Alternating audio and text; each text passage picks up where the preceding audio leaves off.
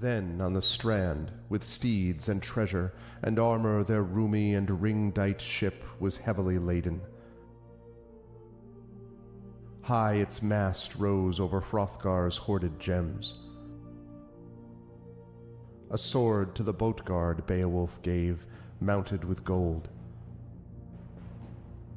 On the mead bench, since he was better esteemed, that blade possessing heirloom old. Their ocean keel boarding, they drove through the deep, and Daneland left.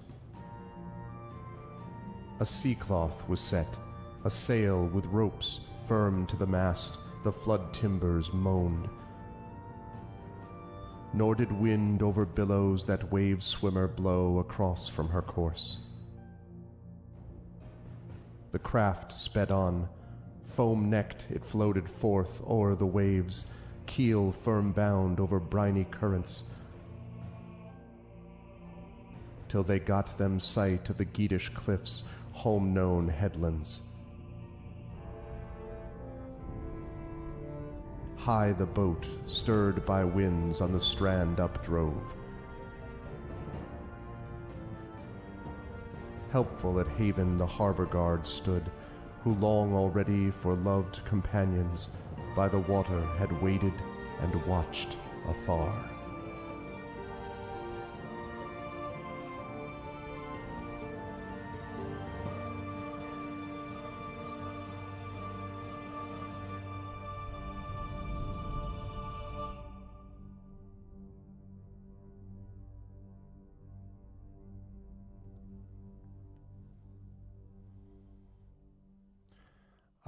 Always a pleasure to get this started. What's going on, everyone? Welcome, Arvanauts. Welcome, everybody, to a Tuesday stream. It is December 3rd, 2024, in the year of our Lord, etc., etc. Welcome to our first stream of December, everybody, and welcome to Beowulf Age of Heroes. It is day 12 of Beowulf Age of Heroes, Horror at Herrogate, and I am joined, as always, by TariToons, whom I will introduce in just a moment.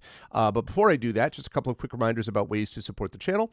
If you haven't done so already, please follow the channel. Please check out our YouTube with !ArvTube. And if you're watching me over on YouTube, thank you. We are again up to a new record. We had a couple of new subscribers over the last couple of days. So we are, again, at a new subscriber level. Every new subscriber that we get over there, and it's free for you folks to do that, but every new subscriber sets a new record for us. So please consider subscribing to the YouTube over there so you can get all of the content on YouTube. And welcome if you're watching over on that channel as we stream. Discord is !ArvCord. You can hang out with the Arvanauts in between streams. Twitter is !ArvTweets for as long as I stay on that hell site. I'm really trying to move people towards Blue Sky, !ArvSky, and please do follow me over there. We've had a real big influx of followers, only a couple of whom are bots. Pretty much all of them have been real people, which has been great. So please do follow me over on Blue Sky, because I will always try to post there when we go live, especially because we have some new social media stuff coming up soon, which will allow, hopefully, people to be posting on various places, not just on Blue Sky. !ArvTalk. TikTok is another place where we'll be doing some work sooner rather than later, so definitely follow me over there if you have a TikTok account. The website for this, of course, is arvaneleron.com, and don't forget, Hearthglow is our podcast, our limited edition, or limited run, I should say, podcast recording. We had a long recording just about a week and a half ago or so. Trifid has started to put the audio of that up, which has been very awesome to listen to. And again, we only have a couple more long sessions of that before our big finale. I'm going to be announcing what the finale of that's going to be. That'll be coming early next year, so it'll be great. Trifid is awesome, can confirm, agreed. So yes, definitely check out Hearthglow, which you can find linked on that website, and also check out our Gen GM's show, which is the show that Zach Clay and I do on DM and GM tips. That also has been building up in subscribers. We're closing in on 100 subscribers on the YouTube channel there, so please do follow us over there and get all of those DM GM tips that you are looking for, that you would want, even if you're a player, it'd be good to be able to know how GMs and DMs do things, and to get suggestions there. So please do follow us over and subscribe to us over on Gen GMs. On the financial side, !Arvtreon is the Patreon, really trying to get that into triple digits. Would love if we could do that today. If we could get that number back into triple digits again, that would be awesome. We're trying to move towards various channel goals, and we can do that if we support the Patreon at a high enough level. Also, you can get inspirations to help our tabletop players. Inspirations have been reset for the month of December, but you can always get an inspiration if you don't already have one through the power of supporting either the Patreon at the tier 2 level, or I should say at the $10 level, or subbing to the channel at least the tier 2 level will get you an inspiration to help as well. So please do that. Subbing to the channel allows you to get those custom sub badges and emotes. Also, we're trying to reach our new goal of subs. I said it a while ago, and we're closing in on 150 subs. We just need a few more to do that. So if we can get there the rest of the way, that would be super cool. So please consider jumping on board and supporting us there if you can. That would be lovely. On the publishing side, Icarus, that's my graphic novel from Athos Arts. Library is my Tales and Tomes in the Forbidden Library. That's my 5e adventure and sourcebook from Alligator Alley Entertainment. And Greyshade is my Greyshade IP, Greyshade, Renegade, and Heretic, the 3 books of the Grey Assassin trilogy, which was completed earlier this year. You can get those at that link. You can also get the audiobook of Greyshade from our very own Trent Sparks, and you can pre-order the tabletop role-playing game of Greyshade from our friend Brandon O'Brien and Alligator Alley Entertainment, which is coming out early next year. So please do support us over there, because getting those pre-orders, as Prince Justin says, pre-orders are love, pre-orders are life. So please make sure to do that. That would be much appreciated. And as always, BLM, Black Lives Matter, important to affirm and assert the significance and importance of Black lives. Help Now, the World Health Organization page on suicide prevention. Important to reach out to others when you need help, and reach out to others when they need help as well. And Ukraine, UKRAINE, to help the people of Ukraine as they continue to fight against an illegitimate and illegal war with bravery and courage. And we send the message that we'll do so for others in that situation in the future. Tari and I coming to you now with Beowulf Age of Heroes Horror at Herrogate. And then at 4 p.m. Eastern, I will be over on GOG.com's Twitch channel with Pen and Pixels and playing some Songs of Conquest. Very excited about a lot of stuff. I have finished my December schedule. It is basically, Triffett and I have. It's basically done. It is always a little tentative in that first week because there can always be a little bit of shifting and stuff like that. I will probably go over on Thursday what the rest of December looks like, because I don't want to take the time now. But I will mention one highlight, which is that in 2 weeks, on December 17th at 9 p.m. Eastern, the Vocalists return with a Christmas Carol. I am very excited about this. It's going to be really awesome. It will definitely feature our 4 regulars of KP and Indy and Zach and Rem. But we may also, I always try to ask the alumni, some of the alumni of the Vocalists, to come back for Christmas Carol as well, and I have reached out to them. Usually I get 1 or 2 of them. Sometimes if I'm lucky, I get more, but we may get none of them, so it depends on what everyone's schedule looks like. But at the least, we'll have the full crew, and hopefully maybe have an alumnus or 2 back as well. So please join us for A Christmas Carol. I think the best short story ever written. It's definitely my favorite short story, and please do that if you can. Otherwise, Songs of Conquest this afternoon, Dark Sun Shattered Lands on Thursday, and more to come over time, so it's going to be great. All right. With that said, I'm going to unmute myself and let Tari know that we are ready to go, as we are about to go with a bunch of Tari Tuesdays in a row, as we say, as we like to call it, and then head over to reveal TariToons, who is with you and with us. Hello, Tari. Welcome. Yes, are you ready for the first of many Tari Tuesdays? By which I mean 3 in a row. It's either this, or it's game book illustrations, or it's more of this. It's like it's all Tari all the time. How you feeling about that? Ready as hell ever be. Where was that song from again? I forgot. Ready as I'll ever be. That was, oh God, what movie was that? No, that's not from a movie. That's from the Tangled TV series. Oh, geez, yes. That's a deep cut. Oh, it's a very good show, actually. Like surprisingly good, actually. I did not know that. Yeah, it's like this really cool, like high fantasy / steampunk. Okay. Cartoon series with actually absolutely gorgeous animation. That's really cool. Yeah, I can very much recommend that one. Wow. Tangled's TV series. That's very cool. Tangled.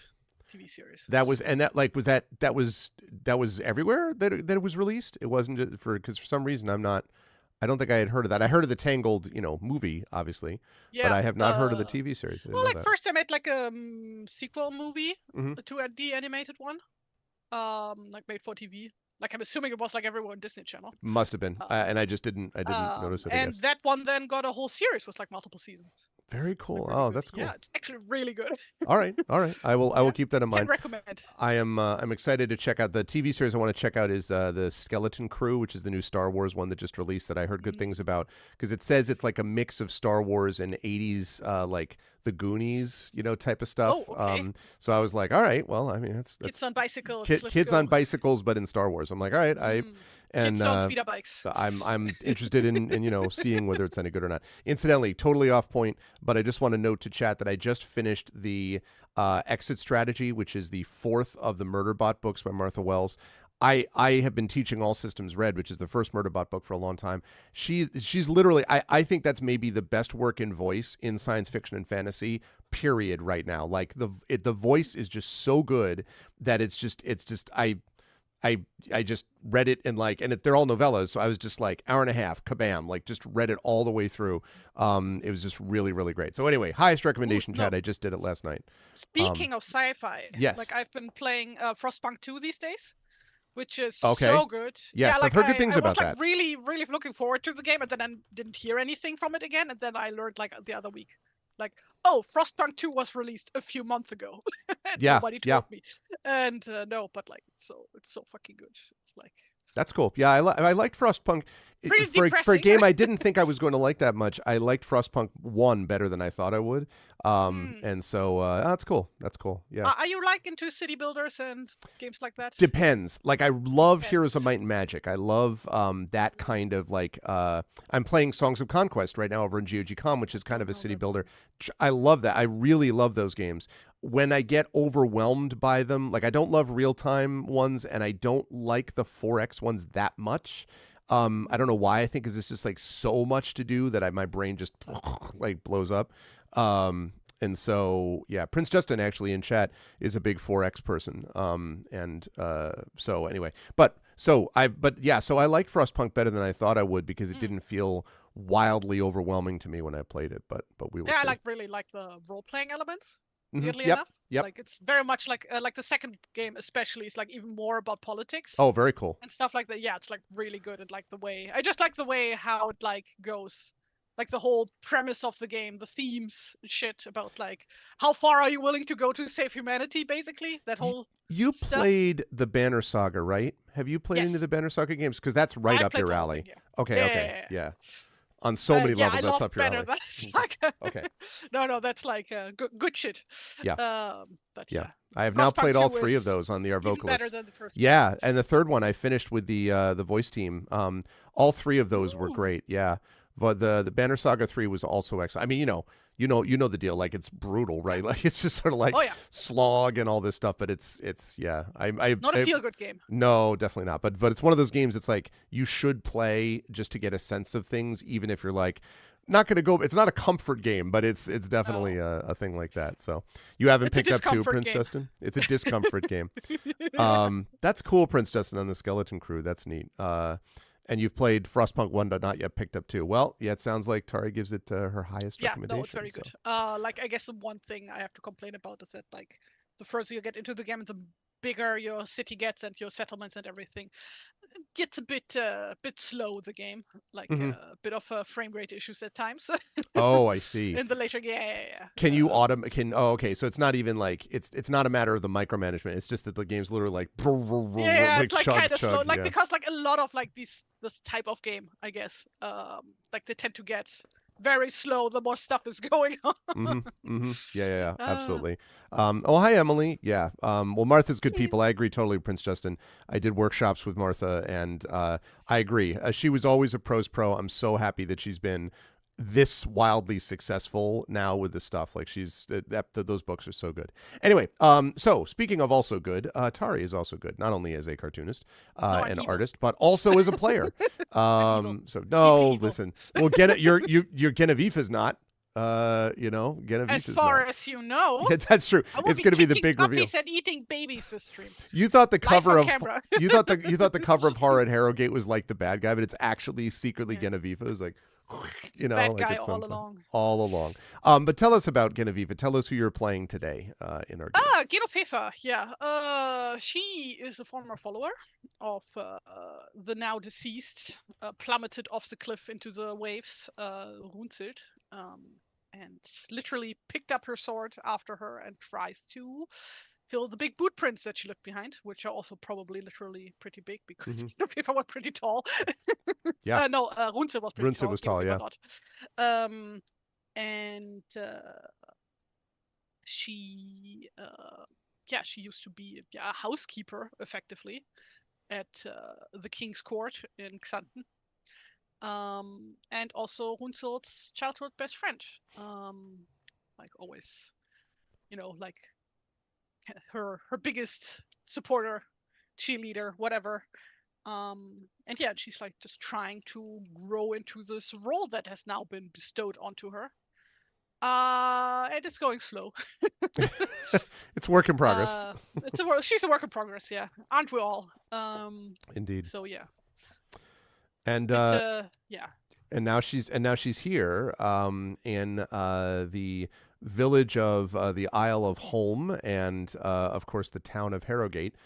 Trying to figure everything out, actually, because there's a lot that's been going on. So let's roll, chat. Let's talk a little bit about what happened in our last session.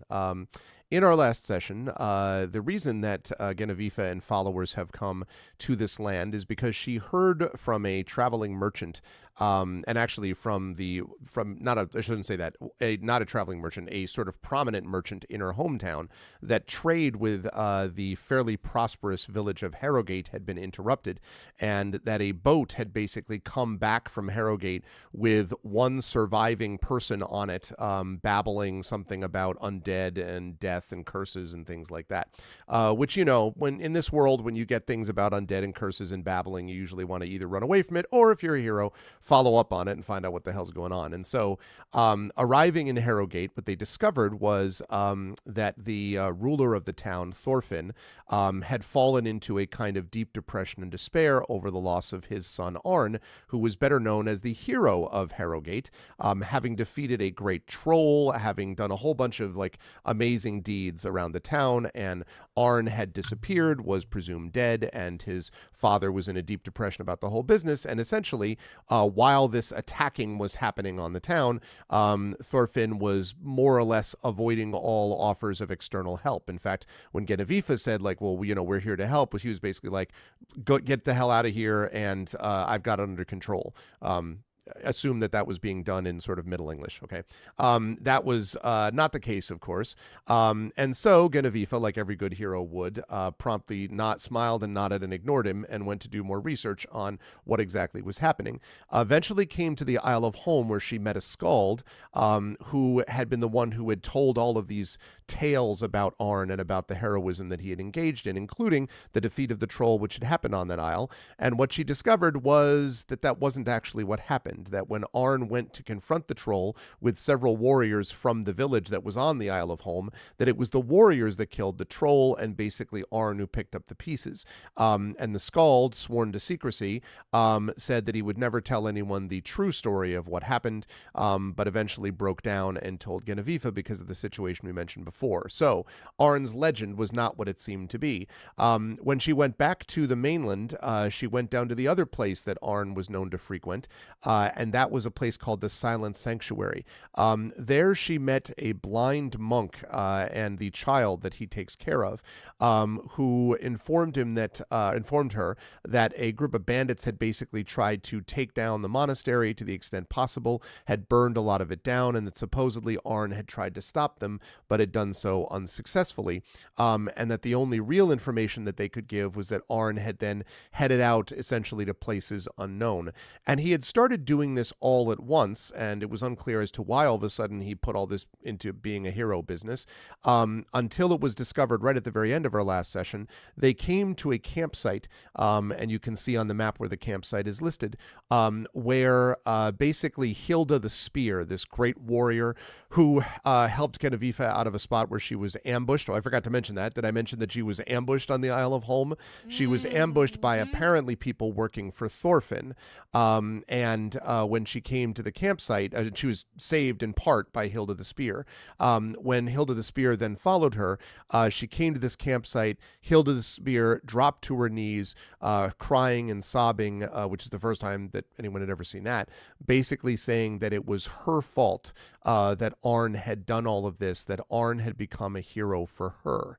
And so with that bit of like, what does that mean? Dun, dun, dun, information, and with the likely clarity that it seems increasingly likely to Genevieve and followers that it is in fact Arn himself who is the undead threat that is currently haunting the town. This pieced together from various books from the monastery, historical records, and even a piece of axe, right there, an axe blade with runes on it, which was discovered in the cave of the troll on the Isle of Holm.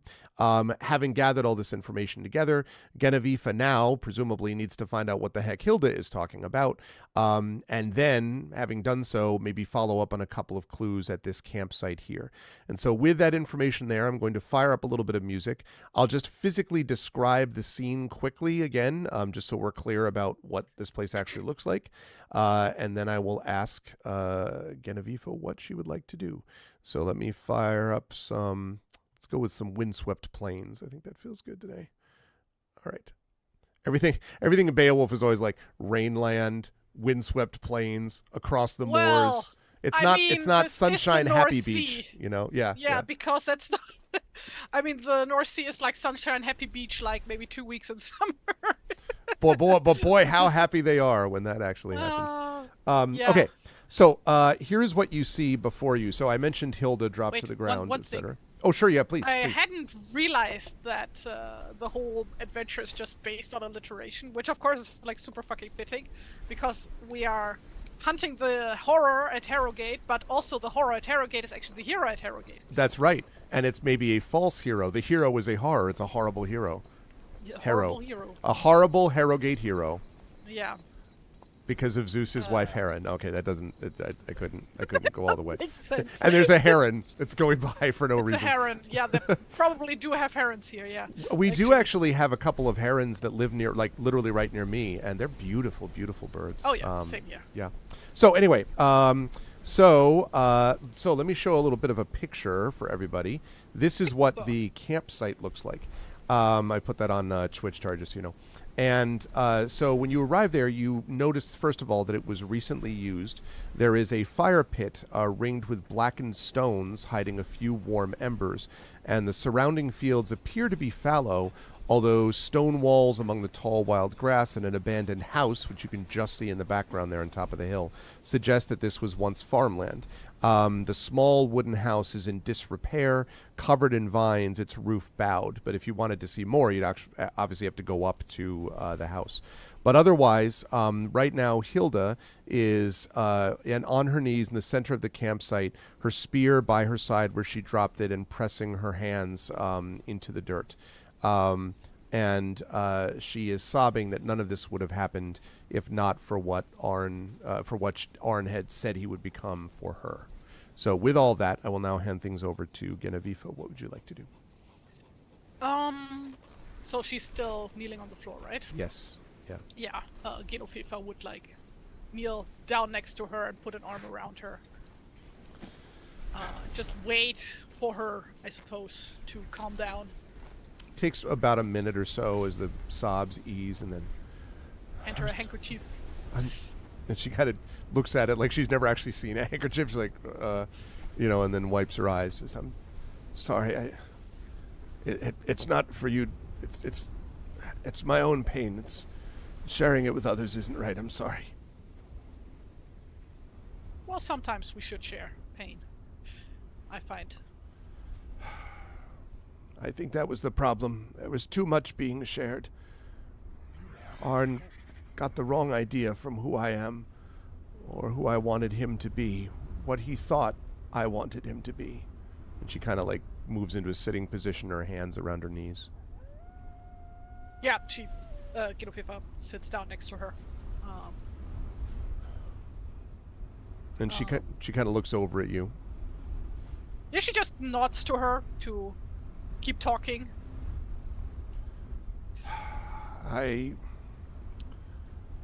She sort of says, I don't feel I should get too far into it. It's not just my story to tell. Except that, well, Arn had feelings for me, and I suppose eventually I had feelings for him too. I never wanted to admit it, though. It's not the job of a warrior to be involved. It's the job of a warrior to serve and to fight. Our lives are short anyway. It's the point of getting involved, but he was so kind he could be. And when he saw me doing what I did, helping the people I helped, he said that that was the only way he could become worthy of me. He told me right here that he loved me. I told him that I did too. But I should have said more. I should have said that I loved him and there wasn't anything else to be done about it, that was the end of the story. And he said that it wasn't enough, that I needed to be able to love the best part of who we could be. That's when he went in for all this hero business. Heroes. What's the point of a dead hero?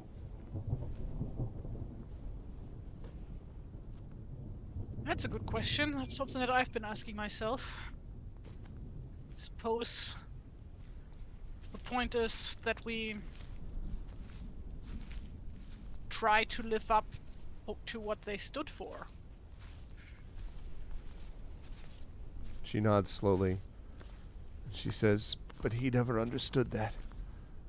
It's something you are or you're not. You can't pretend to be something. You can still be a good person without being a hero.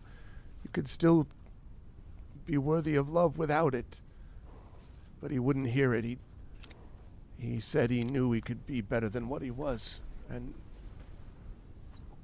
now, imagine what's happened to him. She kind of looks up towards the house in the hill. So, you think all of this is happening, or has happened, because he wanted to prove himself to you specifically? It's why he wanted to become a hero. I didn't know all the rest of it. The lying about fighting the troll, the business about going to the monastery, failing with the bandits. I only knew that he was taking on wilder and wilder things that I would have had a hard time doing, or hell's me and a group, a whole war band would have had a hard time. But he insisted on it, and now you see the result.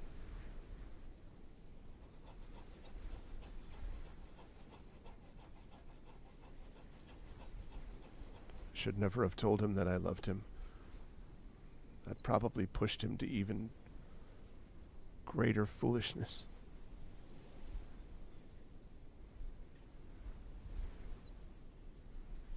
Well, I mean, I didn't know him, of course, but to me he sounds like a really big fool all on his own. She kind of glares at you and says, he was a good person even if he was a fool. Maybe, but lying isn't really a heroic thing to do, is it? And she opens her mouth and then sighs. No. It takes practice to learn to be the best of what you can be.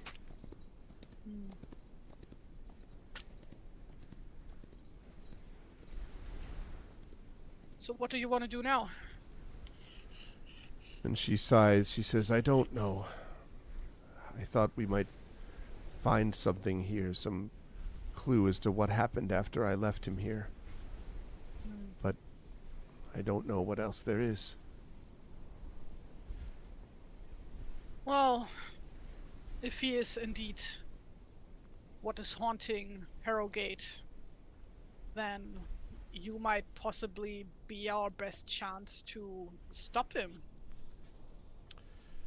And she looks at you and she says, what would that even mean, to stop him?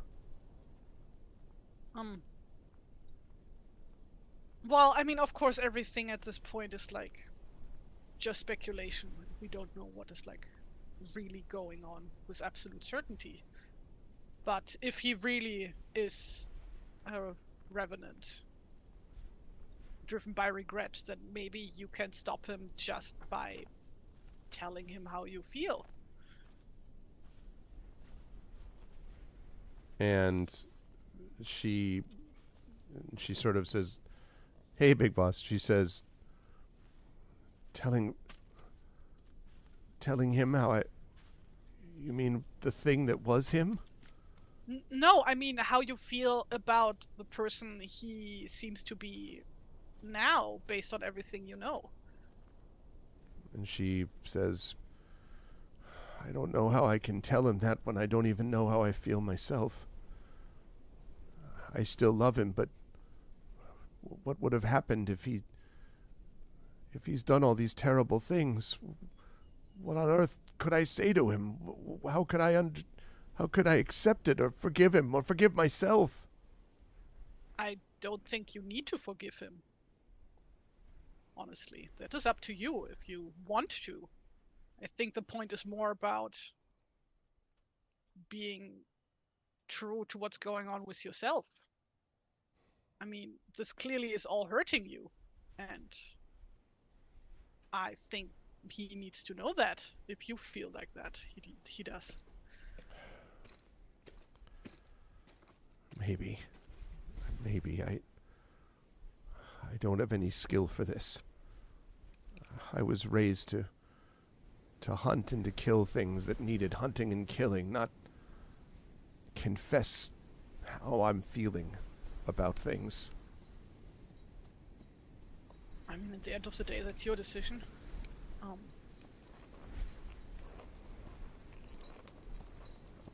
So let's put this a bit more immediate. What do you want to do today? And she sighs and stands up and she says, I guess find some clues. See if there's anything here that might give us some information about where he went. That's all I can think of.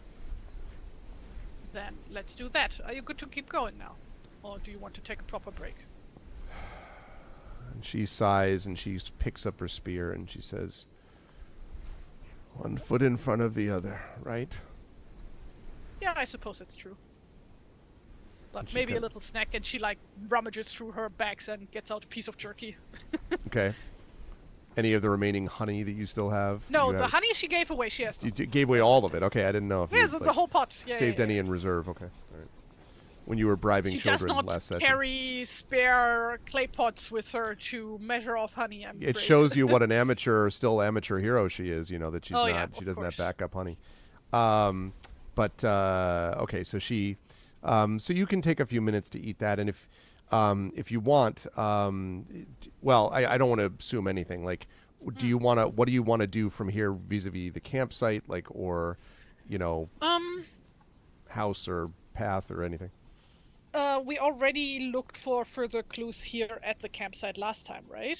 I don't think you actually did a check yet, other than seeing the house. If you, I don't remember. yeah, why don't you do that now? Why don't you do an investigation yeah. check for me, Um, please? And by the way, chat, don't forget, inspirations have been reset for this month. Although we have a lot of sessions, but I know that it's chat always wants to know how they can help people. what was it? Investigation. Investigation, yes. That's a 7. Yeah. God, FIFA's stats are such garbage, like compared to Woodsilt. Like, it's insane. I need to like actually calculate the difference. It's actually. Yeah, insane. it's very confused. I mean, one thing besides the stuff that you didn't need to check to tell, which I already mentioned, which is the fact that the fire has been used recently. Other than that, there are definitely a lot of tracks around the campfire, but they're all confused. You don't think that there are a lot of tracks in the sense that you don't think that there's 50 people who have used it or something like that. Like it wasn't a war band or something using this. But beyond that, you're not sure, Genevieve, about any information regarding that or its connection to the house or whatever else. Well, I would like to have one of my followers also search around. Ding. Oh. Let's see. Probably none of these are trained detectives or anything. But I think I want to have Guy around. He seems like the kind of person who would be best suited for that. Okay. Right. He has the sort of mostly the activation stuff, right? But the activation, the combat stuff, combat related activations and things like that, I believe. Well, right? I guess then. Which doesn't mean you can't use them. Ask Guy. Yeah. Guy is gonna have a look around. Okay. Let me see. How do I do this? I tell you what, I will give you an opportunity to try that check again with him, and I'll even give a bonus on it if you are willing to basically spend him, though. Yeah, at which point, yeah. So if you're going to do that, if you're willing to spend him, then I am willing to accept your sacrifice at that point. So. Okay.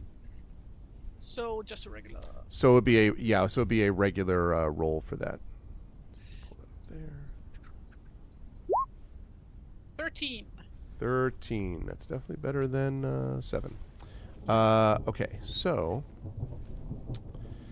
yeah, when Guy searches, welcome to Inspirational Suffering 101. So when Guy does searching around, he finally kind of, and he points at this one set of tracks that you can see wanders, and the tracks are not particularly heavy.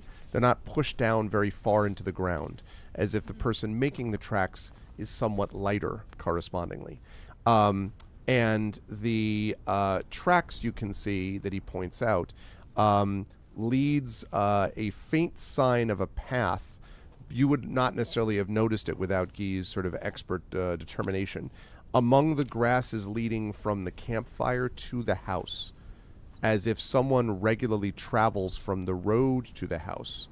But the thing that Guy points out to you is he says, here, and here, and here.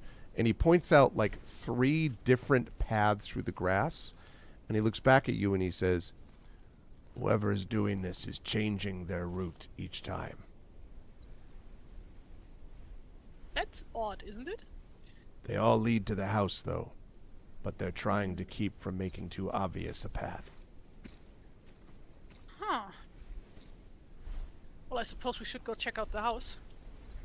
Is there any obvious smoke coming up at the moment from the chimney or something? Well, chimney. Houses wouldn't have chimneys at this point. They would have had that's true. Smoke holes. Just smoke holes. No, not at the moment. Not that you can see from this distance, anyway. Yeah, I guess I'm just gonna listen in if we hear anything obvious. Okay, perception check, please. Coming from the house specifically. Oh, a 21, finally. Inside the house. There we go. All right, so I can hear the birds breathing 10 miles away. Exactly, right. you hear the snuffling of a wolf 100 miles away. Yeah. So yeah, no, you do not hear anything except for the wind coming from the house from a distance. But you do hear the very slightest trickling of water. So you already know that there's water nearby in the form of the North Sea, but there's also the trickling of water. Exactly, yeah. That is up in the direction of the house as well. Interesting. Right.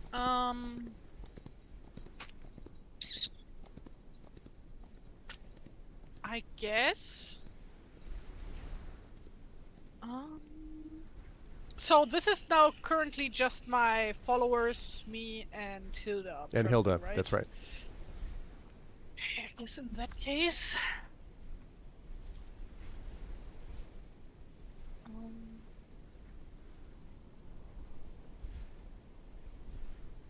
How fit for a fight or whatever does Hilda look right now? Or does she look too rattled? No, you think that Hilda would probably be recovered enough that she could hold her own, even despite being rattled. You think she's in pretty good in condition. that case, Genofefa would take Hilda and Ibn Galib, and we would sneak up on the house. Okay. Like two from us from one side and one of us from the other side. So you're leaving Ibn Mundir and Rickmod and so it's just you, Sorry, you said it's you, Hilda, and Galib? Ibn Galib, yeah. Okay. So I would like you to make a stealth check for me, please. Oh, God. As you approach the house. With your super stealthy ways. Does my armor give me... a negative? What's it called? Disadvantage. I'm forgetting words. Are you while wearing we can't bring you Beowulf here in some authentic Middle English, I can get. We are delivering it to you with some truly mid English, considering that it's just my second language. What kind of to armor note, do by I the have way, again? that your English is wildly better than anything related to my German. Just so you know. Yeah, well. And to be fair, though, German is way more complicated than English. That's reasonable, but still. Oh god, I don't know if my armor gives. Are you wearing a chain? I have a mail corselet. Mail corselet. I'm gonna double check. I don't actually. Yeah, I don't have the PDF open right now. I forgot where I saved. It's alright, I have it. Let's see. You have it. Let's see. Equipment. Equipment.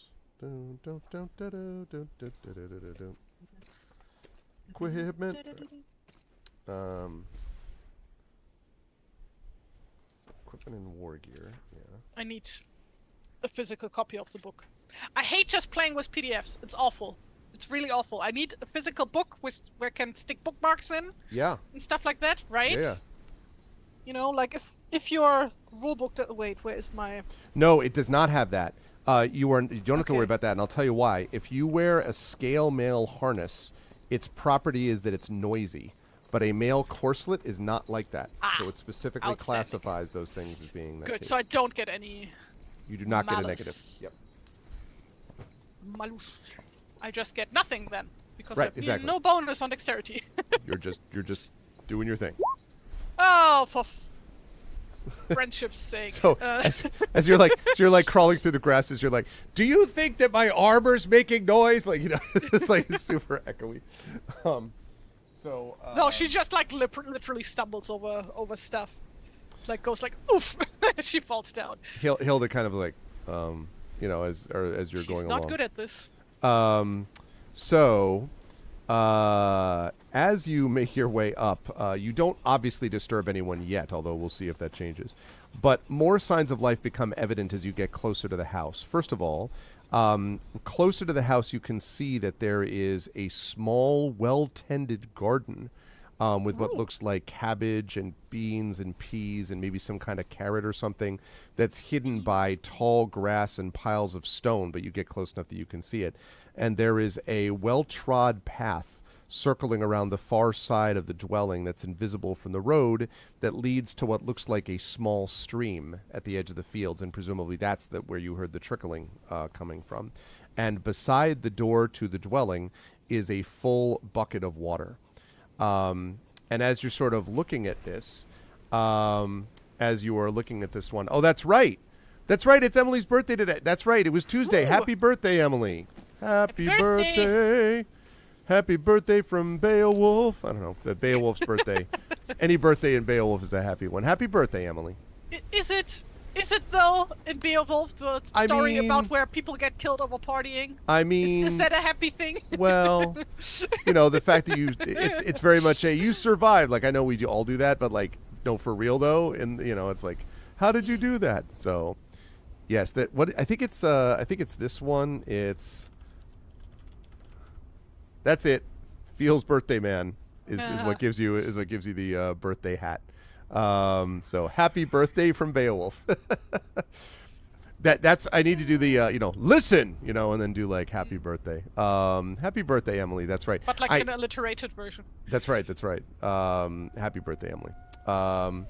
So let me see. Sorry, let me just make a quick note about a tech thing for later.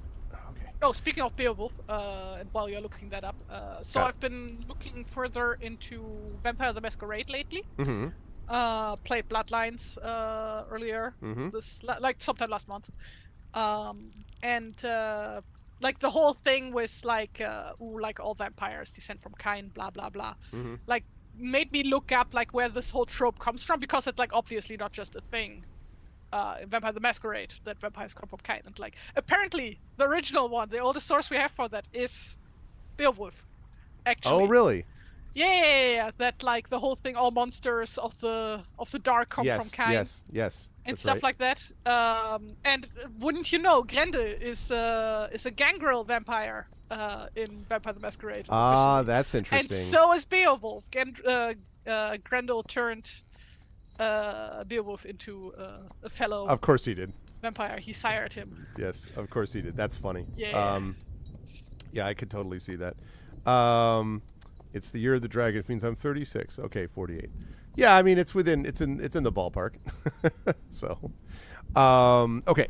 So, anyway, so you see that sort of full bucket of water, and as you're looking around, suddenly a young girl leaps out from the tall grass next to the home, and she has a rough staff that she is wielding, and she says, "Tell me your business here."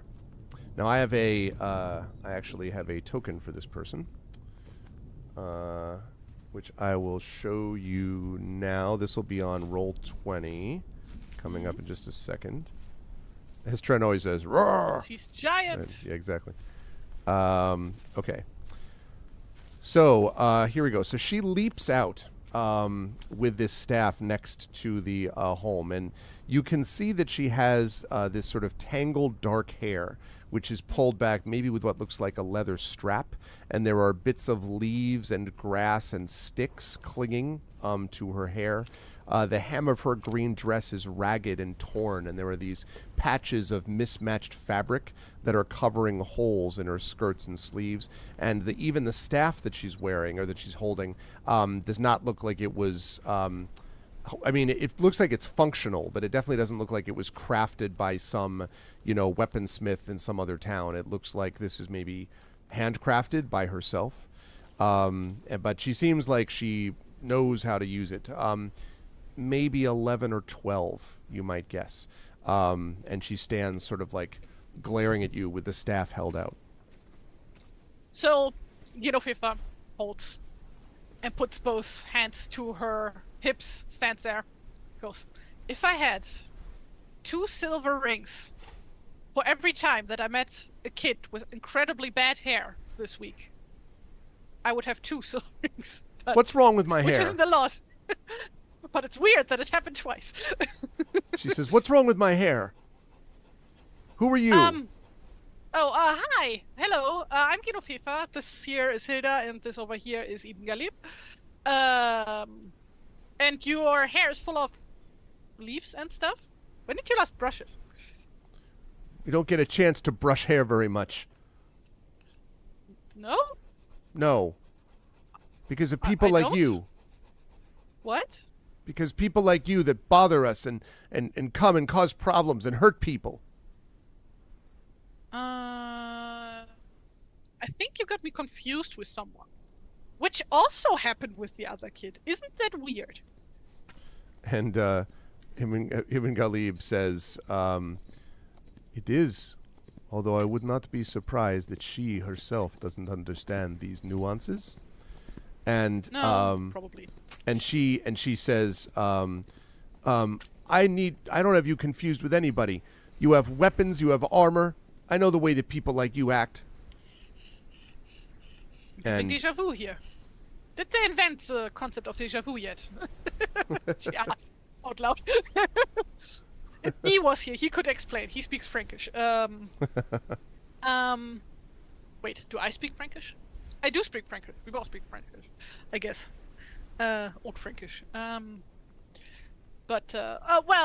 So first of all, we are not here to hurt you or anything. And the whole thing of like people having weapons, most people when they travel have weapons, actually.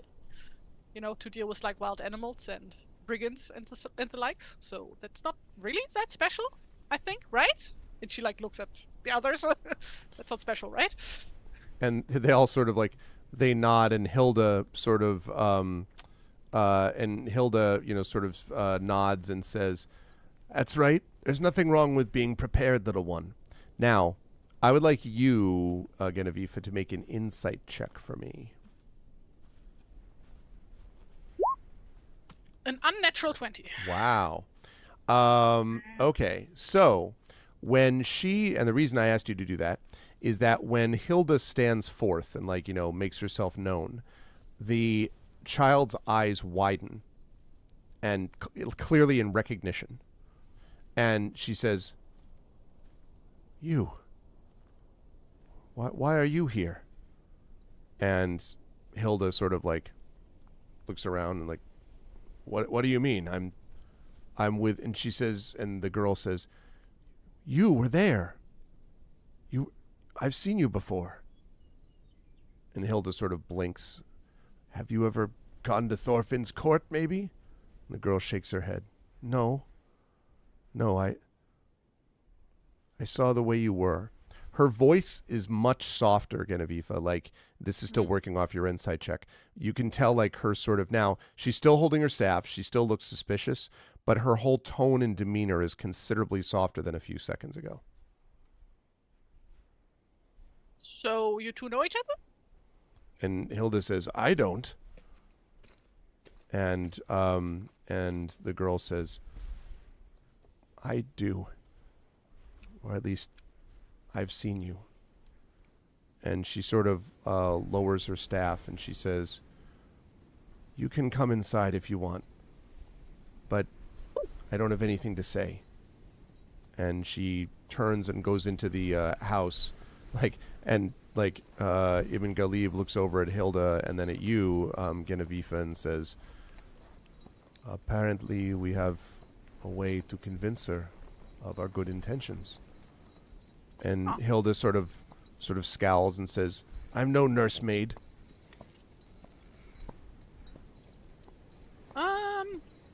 Well, first of all, that's very kind of you that we may come in. There are two friends of ours waiting down at the road. I'm just going to quickly call for them. She has already left. She went into the house. Oh, she basically said that and then walked into the house, leaving the door open. Okay, then she wouldn't say that. And I'm assuming the party just has some kind of previously agreed on whistle signal to call. You could, sure. Yeah. So she's just gonna do that. Okay. And wait a moment for Guy and Rigmod to arrive. Okay. I'm teaching West Side Story in my Revenge Tragedy class, and so the music for that is da-da-da, ba-ba-da, and there's all this other stuff. But anyway, whenever the gang is on lookout, one of them is and one of them whistles. It's so I just have this image of doing this, and then I've come to people snapping. No, all right. So, anyways, they come up over the hill, and you can see Rickmod and Guy and Mundir. Ibn Mundir is there. And Rickmod sort of raises an eyebrow at you, seeing the open door of the house. Well, we met this nice young woman who lives here. She hasn't told us her name yet, I don't think. But she did invite us in, so. And you're not 100% sure, actually, that this house will fit everybody. It's pretty small. But it might just barely. So are you bringing everybody in? Yeah. Okay. I guess Fifa would station Ibn Galib outside to keep watch for whatever reason. Okay. You can do that, and then you come inside to see Yeah. a house which is fairly. This is not going to make any sense at the time, but Spartan. You know what it means in modern terms. Very kind of bare. There are. So which is it, Spartan or bear? It's Spartan Spartan. bear? It's Spartan, meaning bear. So it's got a couple of. There is a very rough and almost broken down wooden table. There are a few chairs. There is a pile of straw and grass, which is obviously serving a bed in one corner of the house. There is indeed a smoke hole in the roof, but there is nothing currently. The sort of the fire below it is dark and so on, and you think it's possible that maybe she's been using the campfire rather than trying to light fires inside her own house. That's possible. But she is sitting kind of with her knees drawn up on top of the pallet, the straw and so on in the corner of the room. The other thing you notice, Genevieve, is there are multiple, at least 3 piles of what at first you think are like branches of wood, and then when you look closer, they are like staves and spears. There's got to be like 15 of each, split up into piles of 5 or so, different portions, like different places in the house. There's probably more piles of spears than there are chairs, actually. In fact, there almost certainly is, because there's really only 2 chairs. Based on like various stuff inside the house, can I make a guess on how many people live here actually? Yeah, even without having to make a guess, probably just her. You don't see any other obvious people there that would be indicative of it. And FIFA looks around. Like, say, do you live here alone? And she says, yes. I've been here for a few years. I don't remember how long. But it keeps the worst of the weather off me. And she looks her up and down. You are not particularly old, are you? How many winters have you seen? 12 or 13, I think. Huh. How come you live here alone? And she sighs and she says, and I should, sorry, chat is not going to have seen any of that because of the campsite. There we go. Let me just reveal that to the rest of the chat. 1 second. There we go. That's her. So now you can see her. I will. Big Boss, no, I'm not hitting on the teenage girl. Thank you. Jeez. There we go. So she says,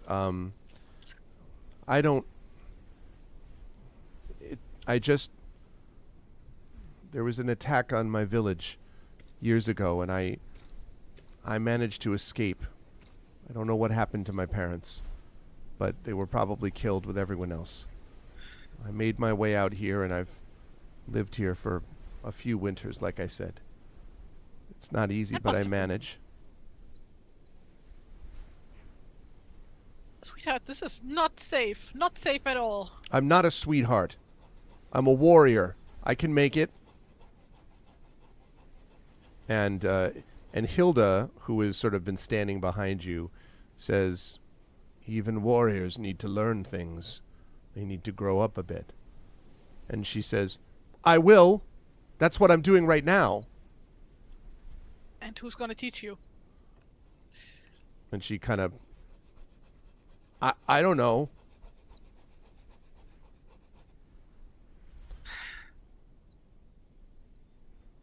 Well, I don't know how to put this, but young women in particular are not particularly safe living alone.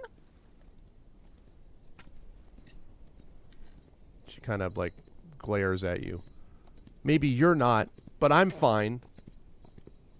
No one bothers me here. They don't even know that I'm here. Unless people like you come by. Well, we found you really easily. maybe that's just we because can you're... see your house from the road.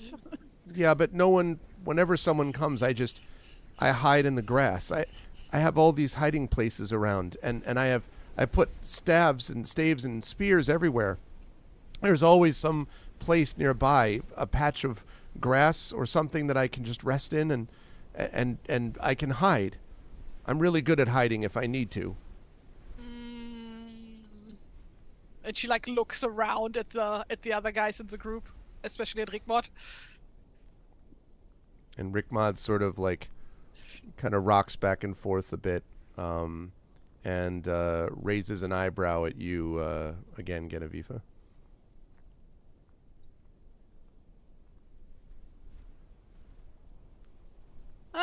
Well, be that as it may. So, speaking of hiding, when people come by, so, we found this campsite on the road, right next to the house. And she nods. She says, yeah, I cook my food there sometimes. Oh, that's your camp. Wait, why are you doing that out there? You have a perfectly fine hearth in here, so... Well, it gets really smoky in here, and when it's cold, well, I'd rather just cook the food and go back inside instead of... It's hard to breathe sometimes when there's so much smoke, and I don't know, it's just easier that way. Okay, so, Fifa knows a thing or two about keeping a kitchen. So she looks up at the hearth and at the smoke hole to see what the issue is here, because clearly this shouldn't be happening. Yeah. This is the full Martha Stewart treatment, I thought you were going to say. Like, let me tell you how this works. The real issue, it looks like to you, Genevieve, is the fact that the roof is very much far from structurally sound. If you were to widen the hole further, you have a feeling that basically the roof, which is mostly just thatch anyway, would collapse. And so that... you don't know whether she's even tried to do that, but it would be difficult. You get the impression to really kind of, widen it any further without destroying what was left of the roof. And then... How old does the thatch look, since it needs to be replaced every few so years, often? you would guess. A few years. You wouldn't be surprised if it had been not long before, if this girl is telling the truth, before she showed up, that it had been replaced last. So this is like, late migration period, early medieval style thatch. That's right. House, right? Yeah. Okay. Which clearly so she in that couldn't case, have built. I mean, you don't think it's no, likely that she obviously could have no. done it. But like in that case, though, that just means that the roof is low enough that she can just touch it from the ground without climbing onto anything. Yes, I would say that's true.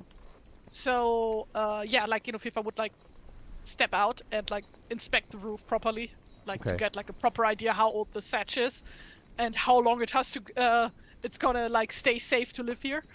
The answer is 1, a few years, 2, not long. You don't think it's going to last much longer, which may be why she stopped with doing the fires in there also, because of the smoke. You have a feeling, because it's bowed in the center, if it fell any further, it might also just catch on fire if there was another fire attempted in here too. Right. Yeah. And you don't want any embers in your thatch. That would be bad. Because, that's really bad. Really happy right now that this is like one of my weird niche interests. Yeah. Like, I am too, although I'm getting nervous you're going to be like, well, what kind of thatch? And at that point, we have left behind my knowledge of thatching. To ask that, like, what's the quality of the thatch? Because it also makes a difference. Subpar? We're leaving behind my knowledge of thatch of middle. That's fine. No, in that case. And then she would, like, step back in. It's like, sweetheart, the roof is going to collapse on you sooner rather than later. Well... Oh, she's not going to say sweetheart because she said she doesn't want to... I was going to say, she's like, tosses her spear at you. No, she's going to... listen, this roof is not going to hold for much longer. This is not safe to stay here. Well, no place is safe. Where else am I going to go? And Hilda says, you mean you don't have any place? There's no cave you could try, or why don't you go down to the monastery to the south? Their buildings are in trouble too, but at least they're made of stone, and the one there would take you in. And she says, they just want to make me read books, and I don't want to do that. I mean, reading's fine, but that's not what I want. I want to be able to have to be able to fight. And she looks at the spear that Hilda still has with her, and she says, well, you do that, right? And Hilda says, I've had to fight before, yes. I see that you've made a lot of these spears. And she kind of picks up one, and she kind of appraises it, and she says, it's rough. The balance on this one might be off. And so you see the girl getting frustrated, and she's like, but it looks like it would do the job. If I were by myself, I wouldn't have been able to make a spear like this. And the girl sort of like, you can see she's clearly, without a check, you can see she's clearly kind of pleased in spite of herself. And, well, yeah, I'm trying to learn how. I have a knife I use over there, and you can see this kind of that she points to by the sort of the blackened dark ashes of whatever the last time there was a fire in here. You can see there's a dirty knife sitting, and she says, it's not very sharp though. It's not easy. And Hilda nods. And she says, what's your name? Oh, Brenda. My name's Brenda.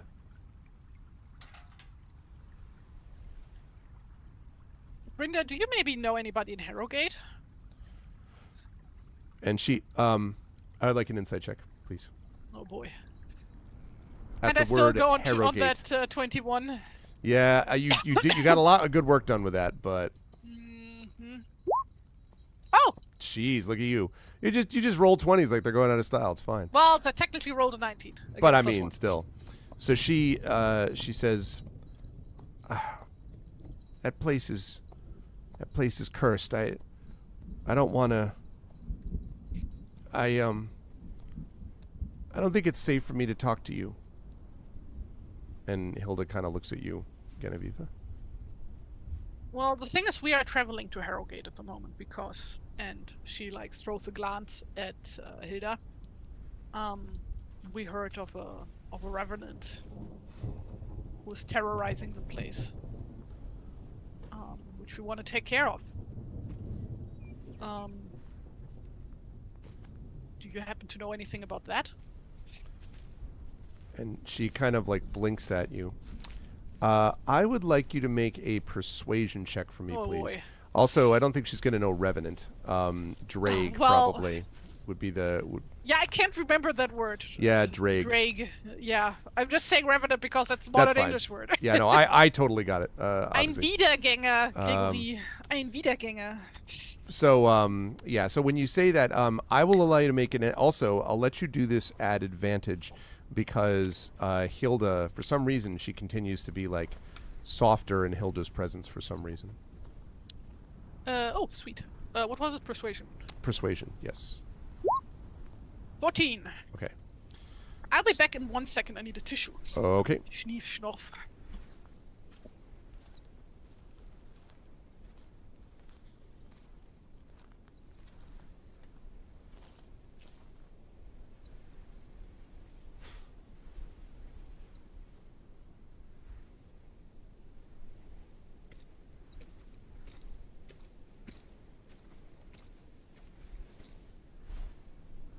My God, there is an incredibly comfy-looking kitty cat in my bed. Really? Yeah, she's like all tucked in under the blanket. Apparently, Aww. my boyfriend tucked her in. It's super cute. Mine is currently not up here. Neither of mine are up here at the moment. But okay, so when you okay, so 14. So 14. she kind of pauses and she says, it's not a good story to tell. Well, let us be the judge of that. And she kind of looks uncomfortable and she says, well, I'll tell you as long as you promise something.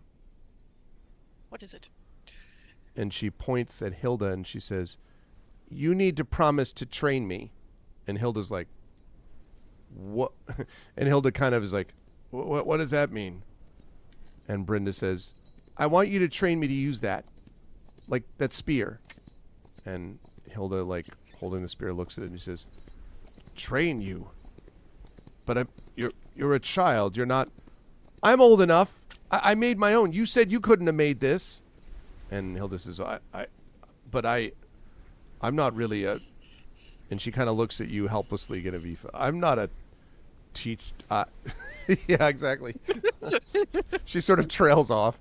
And she says, fine, I'm not promising anything, but I'll see if you know which end of the spear is which, all right? And Brenda sort of like nods, and she says, well, I saw someone from Herrogate, actually some things from Herrogate. And she kind of like sits back again on her pallet of straw, and she kind of puts her arms around her knees, and she says, I see a lot of things from where I hide in the grass. No one comes to see me or sees that I'm there unless I want them to. Well, I guess it was, I don't remember when, not that long ago. Well, anyway, this man came from Herrogate. He was coming from the south, but I recognized him. I'd seen him walk by here before. He had dark hair, and he was a little older than me, and well, I guess he was a young man, but and so Hilda's sort of staring at her, and Hilda says,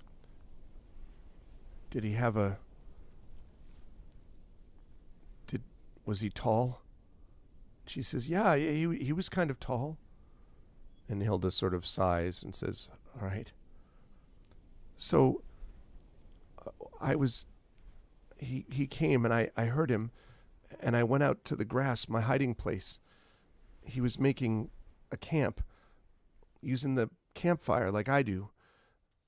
And he started a fire, and he unrolled his bedroll, and then he pulled out some bread and some fish, and he started eating. And then he spent hours just staring into the fire. He had this flask with him, and he kept drinking from it. And then he would like mutter to himself, and then he cried a lot. And when he did, I turned away. I felt bad. I felt like he didn't want anyone else to see that somehow. So I finally thought I would just let him alone. And then there was a voice. And it was a dark, deep voice. It was rough. And it was a man's voice, and it said, so this is how I find my son. That's what he said. And Hilda, like, eyes have just, like, widened, and she's grown deadly silent, just sort of staring at Brenda. And I saw his cloak. It was this rich fur. And the man said, leave me to my peace. But I knew that he didn't have any peace. I knew that there was nothing peaceful about it. He was... I know what it's like to feel like you won't ever be at peace again. I've felt that myself. Well, they started yelling at each other and yelling back and forth, and I didn't understand all of it. But then the young man said that the truth mattered more than legacy. He said, I'm not going to lie for your benefit anymore. And then he said, if the truth kills us all, there are worse things than death. And then he turned back to the fire. And suddenly I saw his father's face. He just got so... He had such hate. And then he kicked him. He kicked his son right in the back. And his son fell to the ground, and his father just kicked and punched him, and there was blood, and he was just crying for mercy. And his father said, tell me you won't betray our family. And he said, his son said, to keep lying is a greater betrayal. And then the older man grabbed the knife at his belt and stabbed him. Now, you hear, Genevieve, the slight cracking of wood, and when you look over, you can see it is because the fist of Hilda's hand around the shaft of the spear has tightened so much that the literal spear has slightly cracked under the strain. And I watched until the young man stopped breathing. And then his father took the blade out and he swore something had, the dagger's blade had broken somewhere, and he threw the weapon into the grass right near me. And then he ran away. And Hilda sort of looks at the neck of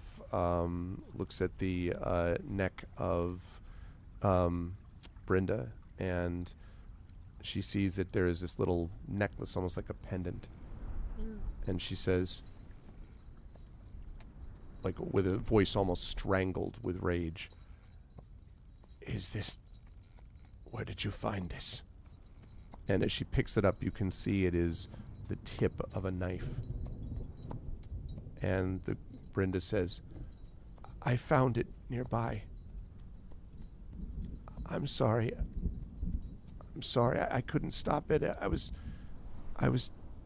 terrified. I didn't. And Hilda turns away and she says, where's the weapon? It's over there. And she points behind a pile of spears, and Hilda goes over and, sort of searches through it, and then pulls out this broken, haft of a weapon.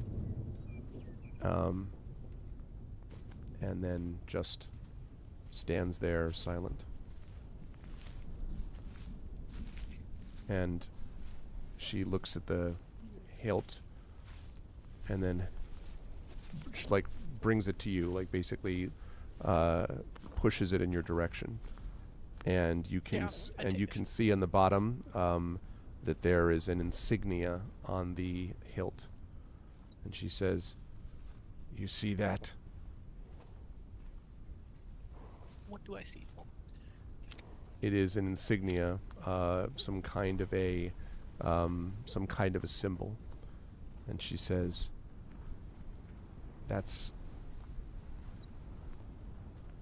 Thorfinn's family's insignia. Right there on the hilt of that blade. I knew he couldn't be trusted, but I didn't think he could do this. Brenda, do you remember when that was? Oh, it was a few months, I think. And Ibn Mundir says that would be the time when the attacks began. And he looks very grim. And only Rickmod, with her strange sort of half smile that she usually has, sort of nods and chuckles and says, "One might expect doomed prophecies. Doomed prophecies, thanks to man."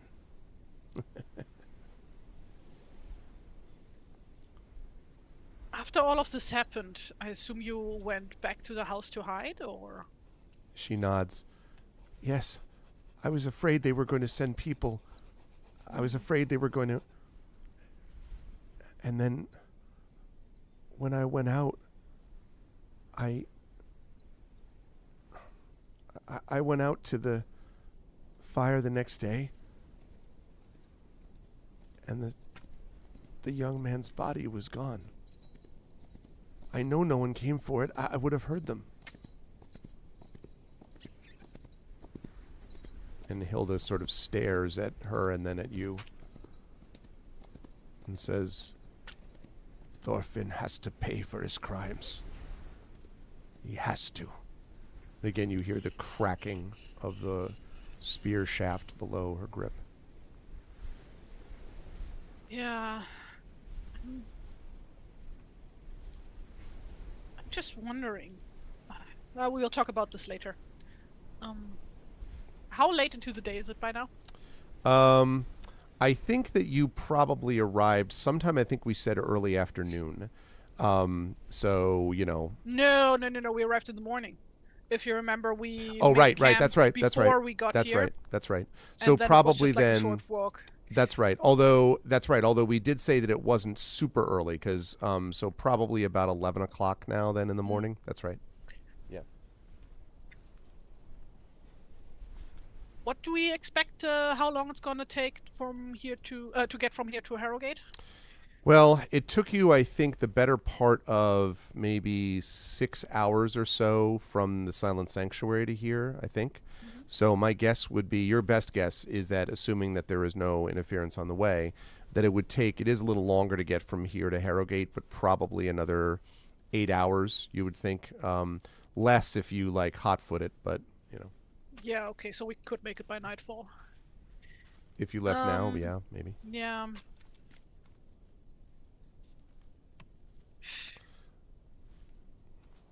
And so Ibn Mundir says, so it's him.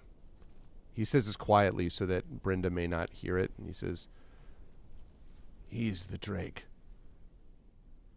He was killed in anger. And he was wrongfully killed. And those are the ones who come back this way. Question is, so did he come back out of a sense for revenge against his father, or because of the regret that he had about the lies? If it's about not the truth not coming out. He nods, and Mundir or maybe nods. Something else. And she looks at Hilda.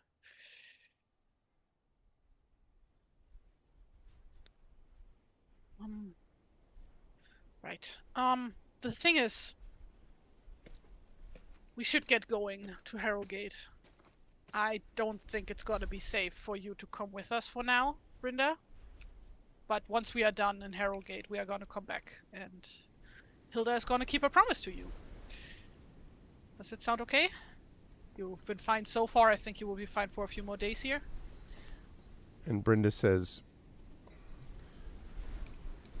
but you're not going to tell them and send them to come punish me, are you?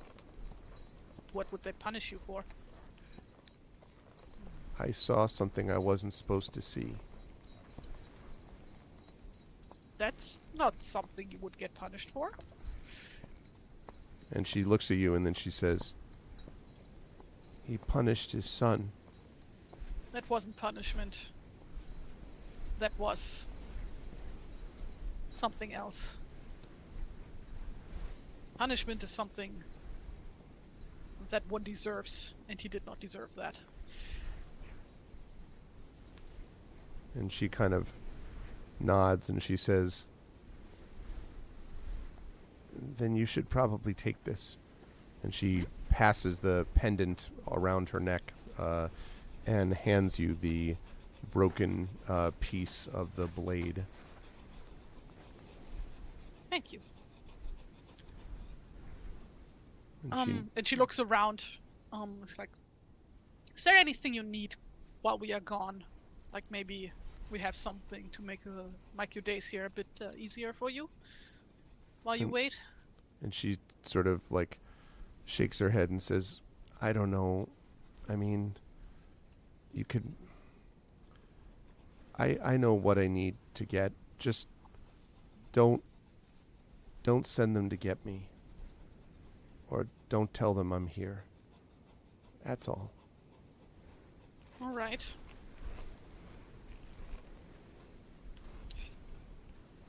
Well, I guess we will see you then soon. Thank you for the hospitality. Thank you for telling us. I know that can't have been easy. She looks very almost weary when she tells that part of the story. after having told her story, I should say. Mm. And I think I actually have, I should mention I have a picture of this pendant. So give me just a second whilst I take care of that. Okay, there's that.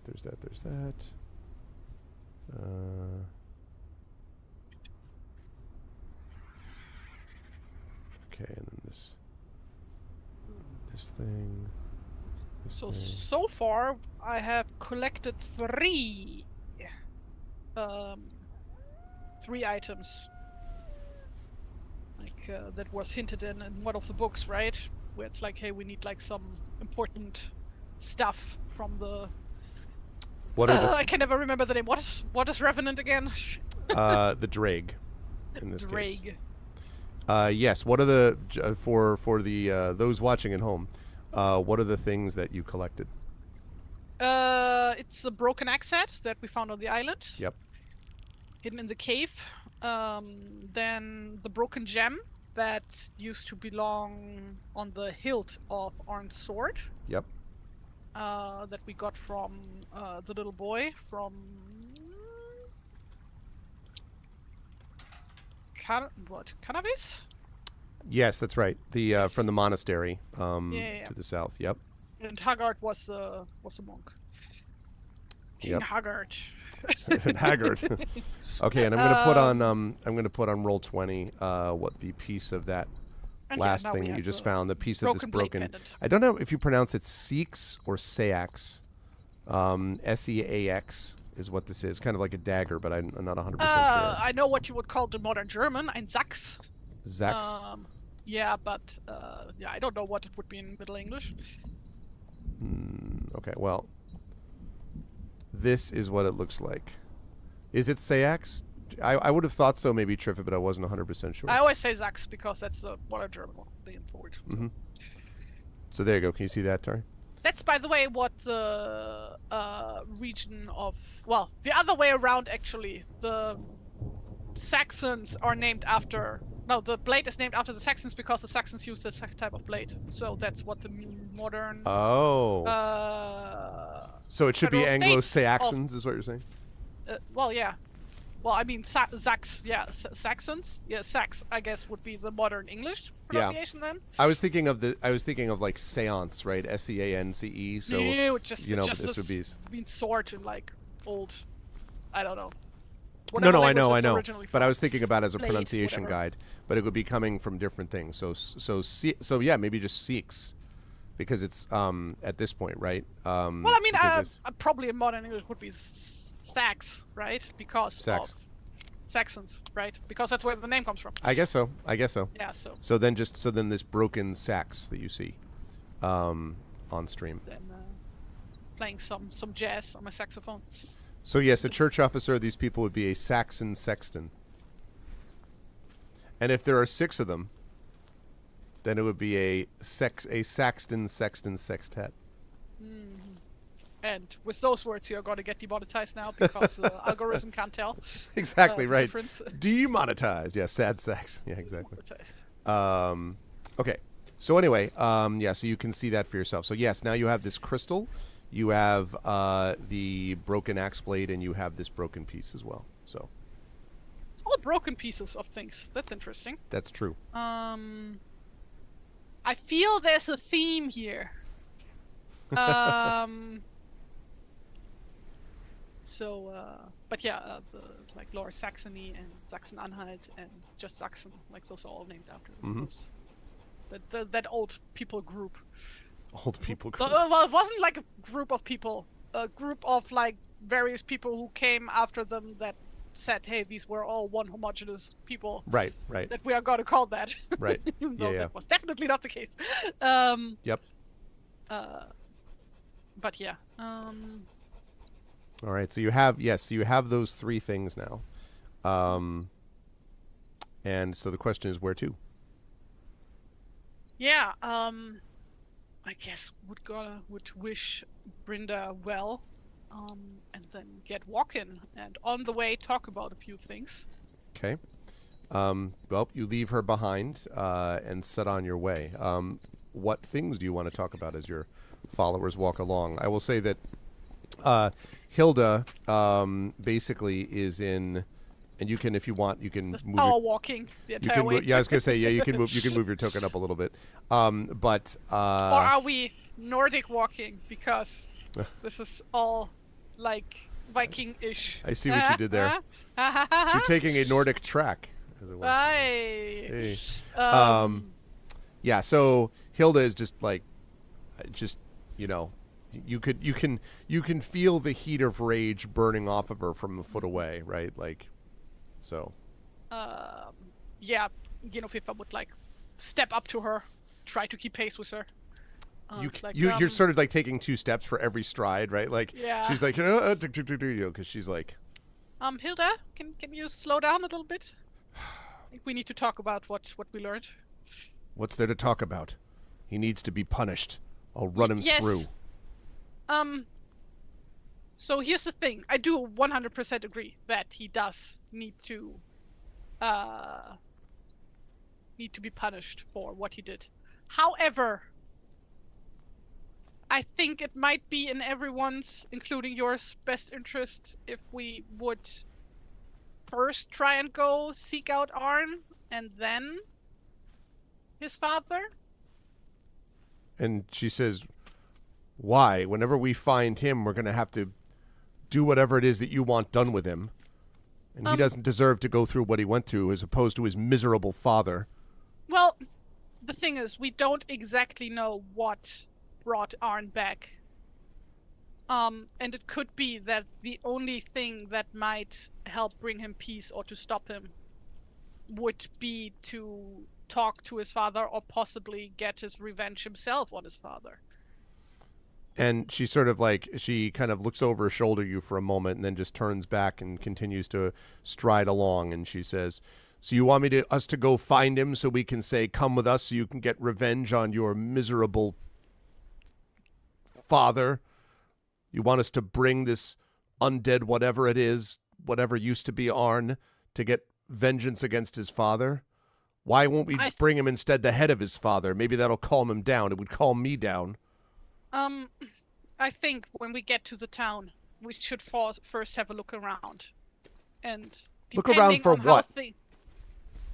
For further information on what happened. What information do we need? We know it all already. She's like.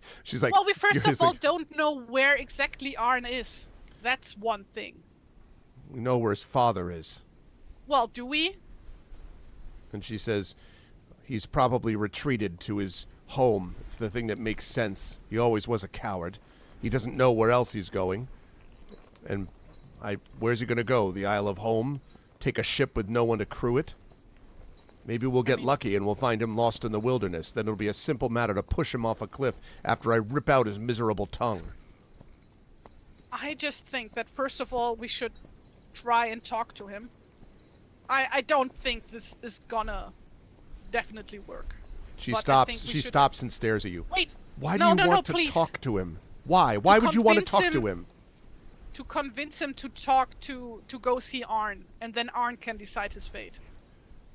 You want him to go see the person that he killed? The beast that he killed?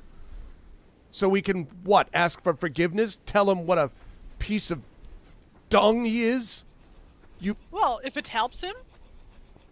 And she said, helps us. And she kind of like, she's like almost, I only get to pull out this word every once in a while.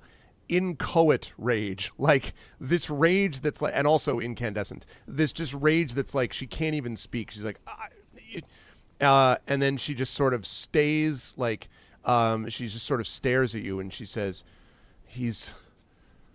Arn was a liar. But in the end, he did what he needed to do. He was brave. He stood up for himself. He was going to turn down his lies until his father murdered him in cold blood. And you want to bring him so they can talk to each other. And what, reconcile? The only thing that's going to make him feel better is seeing his bleached corpse his skeleton lying on the ground. I don't think they will be reconciling, but the thing is that there's a real chance that the only thing that can give Arn peace is that he is the one getting the revenge. You know what I mean? Like, he's the one who got murdered. Like, shouldn't he be the one who decides what happens to his murderer? And she kind of just stares at you and she says, Genevieve, you're cunning and clever, and you're brave. But you're not going to have any idea how to deal with a creature like this. I don't know how to deal with it. But if it's looking for death, I'll give it the death that it wants and deserves. And when we're done and finished with it, if that satisfies it, fine. If not, we can destroy it, fine. But letting that thing masquerading as a leader sit in that hall with his rich fur covered in the blood that he will never admit to anyone that he shed, then there's going to be nothing but the horror that Herrogate actually deserves. The thing is, if we just barge in there and kill him, what will that make us look like to the rest of the town? Righteous warriors? No, they will think we are crazy murderers. They don't know us. And she opens her mouth and closes it and looks at you and then is like... The point is that if we can make sure, like that we need to make sure on some level that the people first know that that Thorfinn is a murderer. We can't just drag him out there and out of nowhere. And that's why what I meant by we go first into town and have a look around, talk to people. Like maybe we can find somebody or a group of people who will lend their ear to us and hear what happened. And maybe they can be the ones who drag out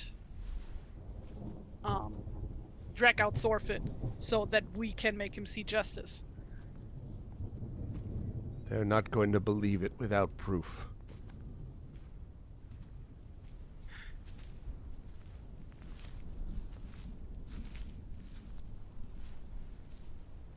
True.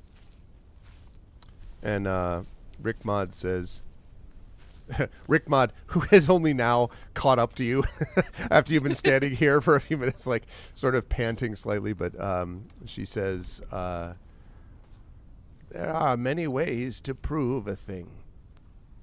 And sometimes all that is needed is an example of how the truth looks in a different guise. You won't confront the dead or convince them just on their own. Convince them with evidence, and things may change. And Hilda sort of glares at her and says, I don't know what this old woman of yours thinks that she's doing, but these babbling, and Rickmod kind of bursts out laughing. You don't think you know, warrior? Then you ought to look at the tokens of failure. See whether the confrontation of failure changes things. See whether failure leads to success. And Hilda glares at you, Genevieve, and is like, does this old woman of yours ever say anything that makes any sense? Sometimes the sense just reveals itself later. Also, her name is Rickmod. Not old woman. But her jaw sets. I'm just saying that when we get there, please don't run into his house and just chop off his head. We need to be smart about this, okay? I mean, worst case scenario, he will come back as a Drake as himself. That wouldn't be helpful to anybody. He'd have to be someone who was brave to begin with.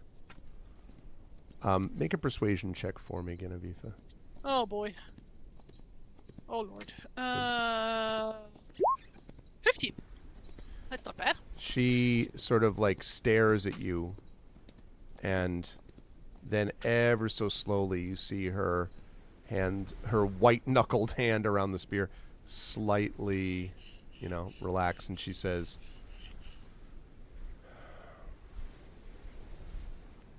I will give you 1 hour to figure out what you need to figure out about this thing.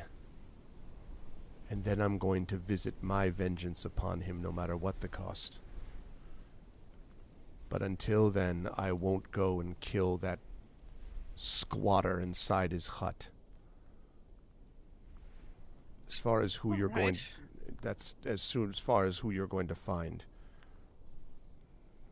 You'll have to look around and see for yourself. And I should ask, by the way, who has all the 3 parts of the stuff that you found so far? Like, are you carrying that, or... Oh, yeah, she would have that in her own bag. In, like, a bag? Okay. All right. Okay. Like, I don't know how big this piece of the axe blade is, so... It's like... It's probably... Roughly axe blade size. Yeah, it's like... it's maybe, like, the size of, like, a cell phone, maybe? Like, the broken part of it, I'd say. Yeah, it's not huge. Yeah, no, then she would have those in a pouch on her body, I guess. Okay. So Hilda basically has sort of stood down slightly. And so now I guess the question is, how do you want to handle this, Genevieve? If all goes well, you will arrive in the town probably early to mid-evening maybe. So like 6:37-ish, you might arrive there. So what do you want to do? How do you want to manage things? So it's spring, you said, right? Yes. So it would be getting dark already. I guess in that case, it might be smart to make camp like an hour or so before getting to town. Hilda says, just so you know, and you don't have to listen to her, Hilda says absolutely not. Like, Hilda is like, she says you can make camp all you want, but she's going straight to the town. I see. You don't know that you're going to be able to hold her back any further, Genevieve. Oh, probably not. I mean, unless you order your followers to hold her there, they probably would be able to defeat her. But like also, like even if she could, she wouldn't. Yeah, because, this is like some. She's going to give you the. I mean, she's you get the impression she's a woman of her word and all that, but she like, yeah. Right. No, in that case, we're gonna pick up some speed. Like, we're not gonna run, but just like. Yeah. Walking fast. I'll also give you this. Well, I guess offer isn't the correct word. If you want to really book it, right? I'll give you the opportunity to make a Constitution saving throw, and if you make the saving, here's what I'll offer. You can go basically at the equivalent of double time. If so, you might get there just before it's getting dark. So like 5 o'clock or something. And that will happen regardless of whether you make the con saving throw. But if you don't make the con saving throw, you will get a level of exhaustion. So the question is, do you want to do that or not? Otherwise, you're looking at like I say, 7-ish. So it's the difference between getting there at 7 just after it's gotten dark or 5 just before it's gotten dark. What about my followers, though? Rickmott has the burden slow. Like, would you fall behind? She would have to be either fall behind or be carried. And then I would ask your followers, whoever's carrying her, to make that same kind of Constitution saving throw, which we would make up a number for that because I don't think they have a separate con score. But no, I think in that case... Prince Justin is very definitive that you should not do this. He's like... well, the thing is, Constitution is like my only good stat, actually. Yeah. Well, and listen, I mean, it may be this, it's not like a punishment. It's a trade-off, maybe. Because you'll get there regardless early. Yeah. If you do this, it's just you might be exhausted, So Guy is spent anyway. I guess it would have to be say, okay, Guy stays with Rickmott if they fall behind. Yeah. And just join us later. To do that. It's a slippery slope of doom. Yep. If anything, because our ship should be already in the harbor. Like we just say, hey, if you don't immediately see us, just like go to the ship. Yeah, and like the rest of us, even Mundir, even Galib, Hilda, and I, will book it. Okay. All right. So are you going to do? You can do that, and are you going to do the try for the con save thing? Yes. Okay. I will. You can call for inspiration from chat if you want. Doesn't mean you'll get it, but you could call for it, or you could say, "No, I got this." It's up to you. Also, and now that I think of it, we do have another Beowulf session for you in 2 weeks, also. So you got to. These are all things to balance. Resource management. I think other things are also more important that might be coming up. Okay. So no, I'm not gonna. Okay. Oh, That's look. 22, baby. Yeah. Oh man, you just dance all the way there. You're just like Yeah. Just teleports. Yep. Yeah, exactly. No, you're going at the same speed, but you're just like Schwarzenegger Terminator, exactly the same at the end of it as you were at the beginning. Your fear was not justified. No. Your fear of exhaustion is 100% justified. It was just not wanting to get the exhaustion. That's that's all. I need to go for little Anglo-Saxons real quick. I'll Okay, be back in a minute. That's fine. While you do that, I will have a chance to remind chat that you are watching day 12 of Beowulf: Age of Heroes. This is Horror of Herrogate. I believe this is part 5 of Horror at Herrogate. And yeah, Triffid, you said it before. This is indeed grim. I mean, like, reading up as I was prepping all of this, I was like, oh boy. So very interesting to see how this all gets settled. Because you don't mess with things in this situation sometimes. Like it's woof. It can be tough. So I am very interested to see how Tari's going to deal with this. But if you are enjoying this is a duet-based system. Genevieve is level 3. If she passes this, she might get to level 4 if she's able to get past this adventure. But it is definitely the darkness of a dark time for this is a big part of it. So yeah. And you can find more about that, by the way.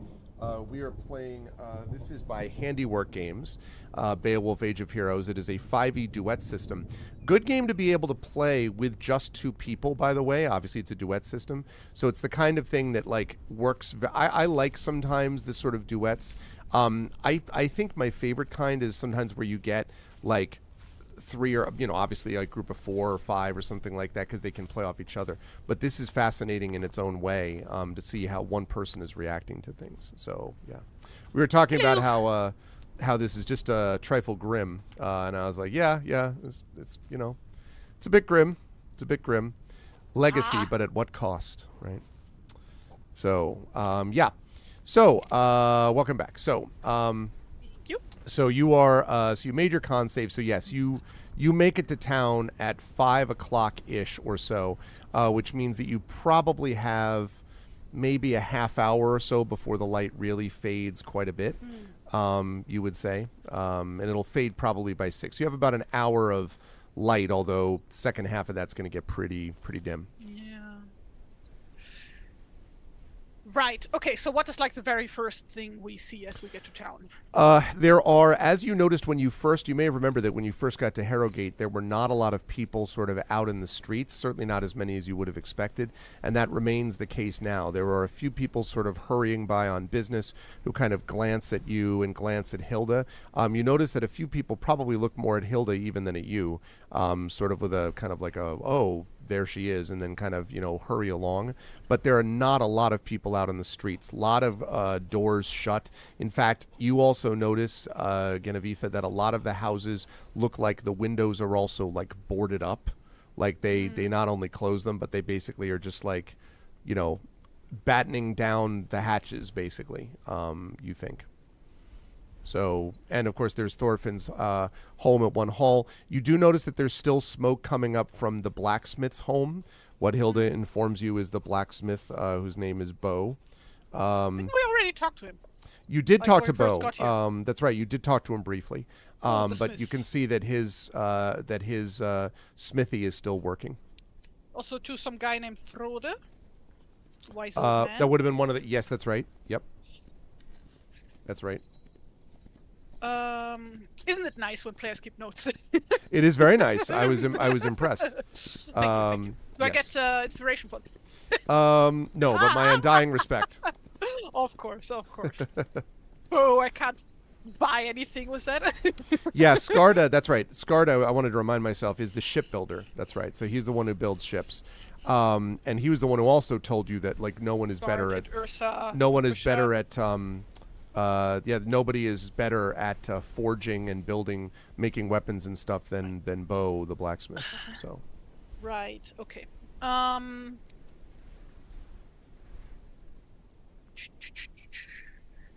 Right. So when we get there, the very first thing is that Genofippa would tell Ibn Mundir to go find the ship and inform the crew that we are here.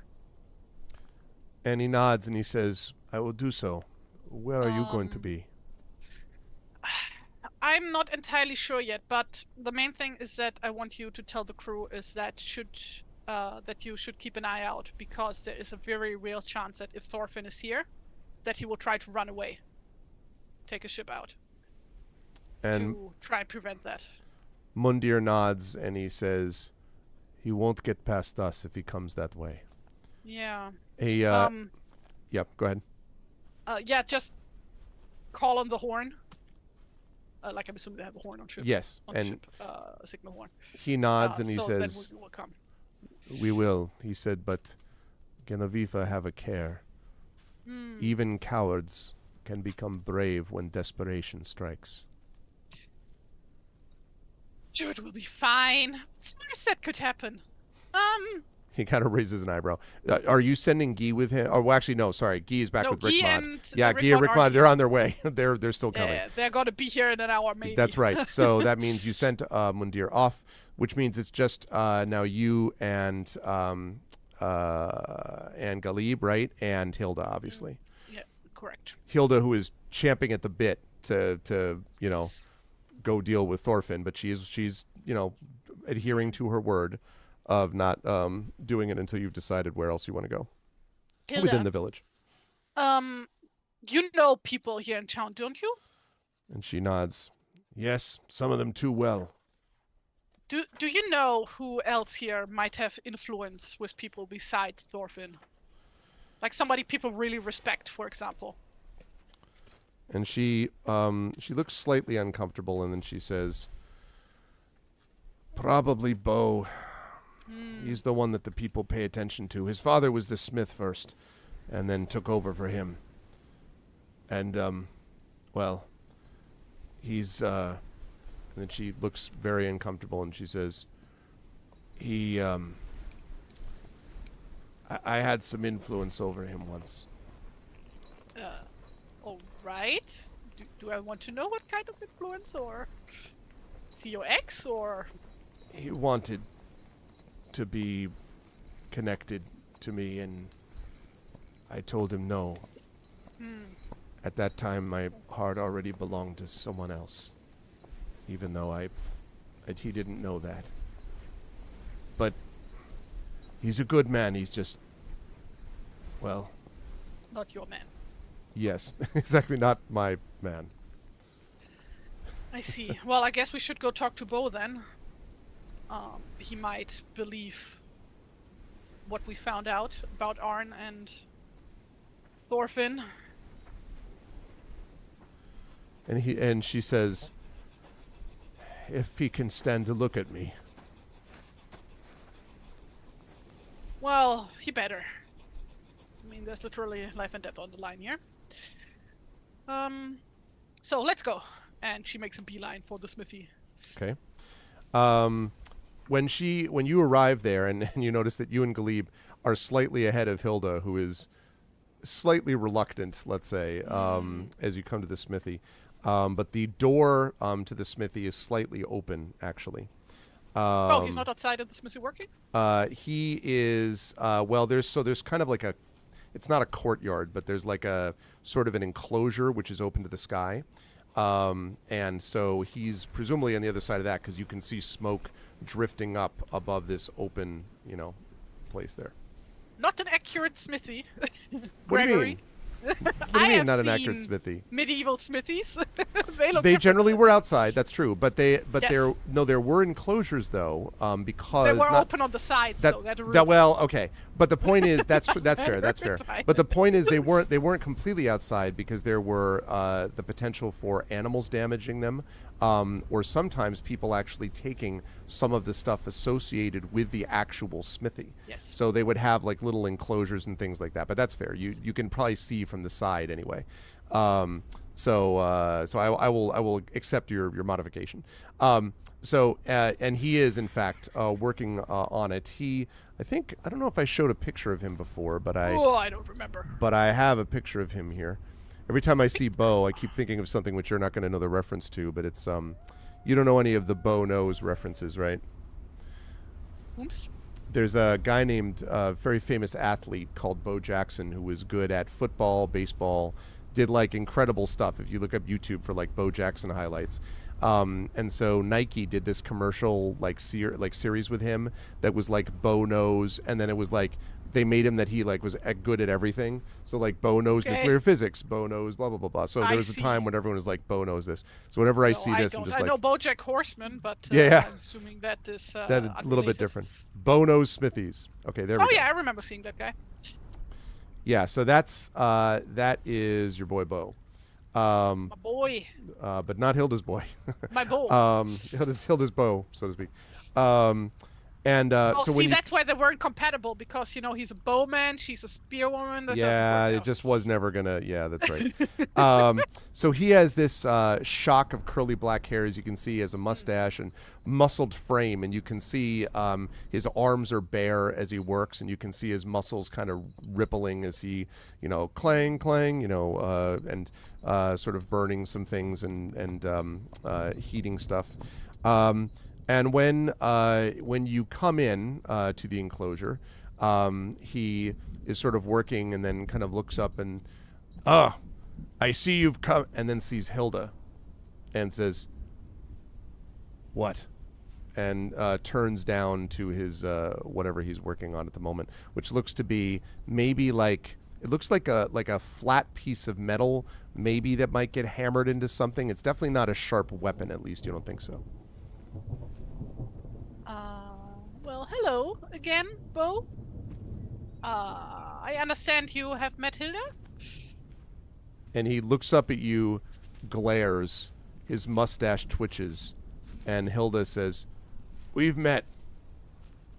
Bo says, I've got work to do. What do you want? Is this kind of important? Do you have somewhere private where we can talk? Why? Are you plotting against someone? Perhaps. And he sort of like, he seems like taken aback. He's like, oh, like, all right then. No, he doesn't do that. He says, fine, make it fast. And he puts down his tools, brushes some of the soot off of his hands, and he goes out of the enclosure, opens the door to his house, and walks inside, leaving the door open. Right, and like with her voice low, so we've been further investigating the whole thing about the drake that has been haunting Herrogate. And we have come to the conclusion that the drake haunting Herrogate would be Arn. And so he stares at you.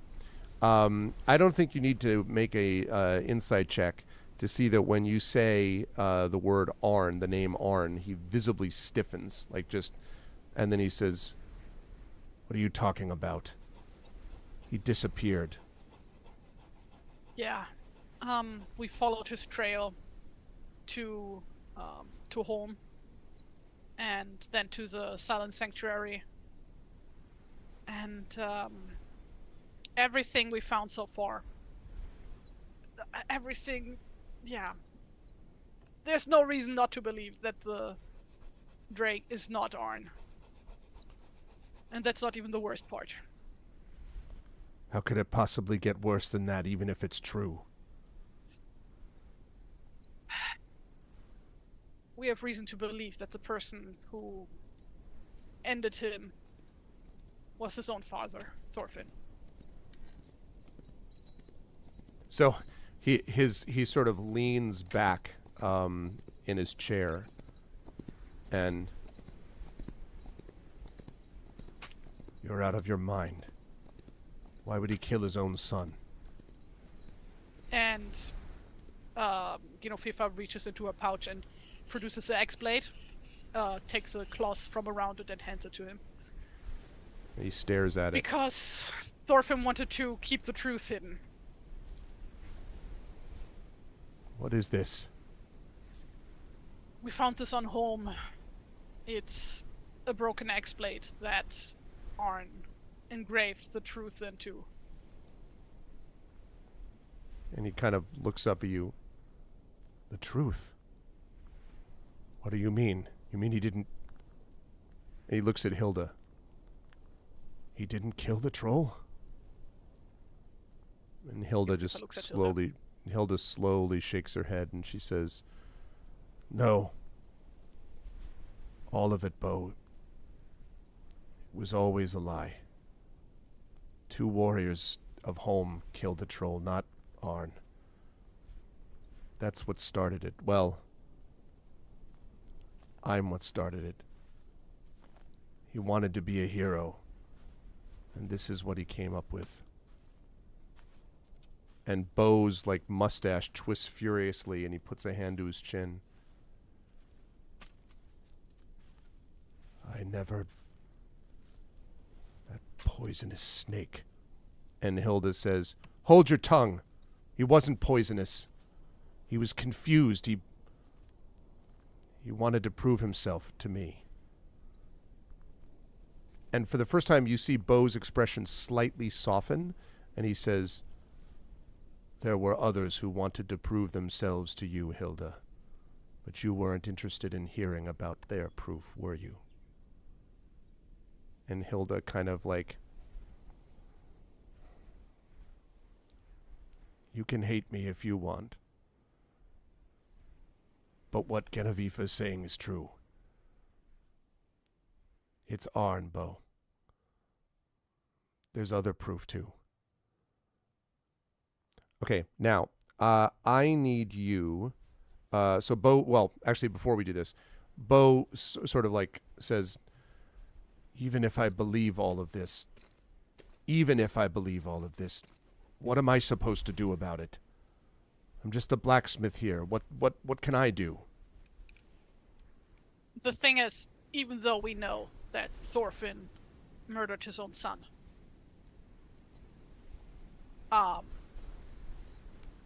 you know how it would look if we as outsiders would just barge into his home and just make him see justice, right? I'm not a hired killer, even of Thorfinn. No! The thing is, you know everybody in town, right? Yes. I think it would be the right thing to do to bring Thorfinn before the people. And he sort of sighs and he says, I'm no leader of men. Even if I know everybody, they're just as likely to assume that I want to say anything to discredit Arn. Everybody knows that Arn and I wanted... He kind of glances at Hilda slightly. We were rivals.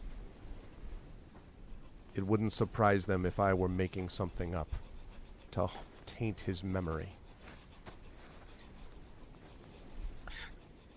What your own feelings in the matter are is one thing, but this town is being plagued by Arn. Well, what remains of Arn. And I think that the truth coming out and his father meeting justice is what might help to stop him. And don't you want to also see this town come to peace?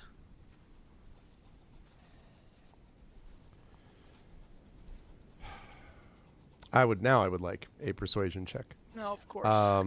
And that's do I want to... It's a good question. Yeah, this is where I would really like to ask you, dear viewers, If you could spare an inspiration Pardon for me, this poor friend. soul. Can you spare an inspiration? So, Just Chad, if anyone one would like to inspiration. inspire Tari to try to convince our boy Bo, Bo. Hey, Prince Justin has inspired Tari. Thank you. And let everyone know, you're all witnesses. If later on people are like, why can't you help? Prince Justin was trying to help someone inspire a blacksmith to save a town. Thank you, Prince Justin. Thank Yes. Right. Okay. Persuasion, you said, right? you. Yes. With advantage. Yes, indeed. Oh yeah, I needed that. That's a Woo! 17. Yeah, you sure did. You saved the day, Prince How Justin. about that? Here is Prince Justin to save the day. Yeah, you really did. Good work. Well, All we will right. see if he did save the day. He but says, you "Get the saved hell out world." of here." He's like, you needed to succeed by 35. No, yeah, that I can tell you that 9 would have been a no. Yeah. You So wouldn't have needed to tell me that. I would have known. so he stares at you, and then he stares at Hilda, and he says, "You know, I wouldn't have lied to you, or anyone else. You know that, don't you?" And Hilda sort of like almost softly nods, and she says, "I do know that." And he sort of looks at her for a long time, and then he looks back at you, Genevieve, and he sighs, and he says,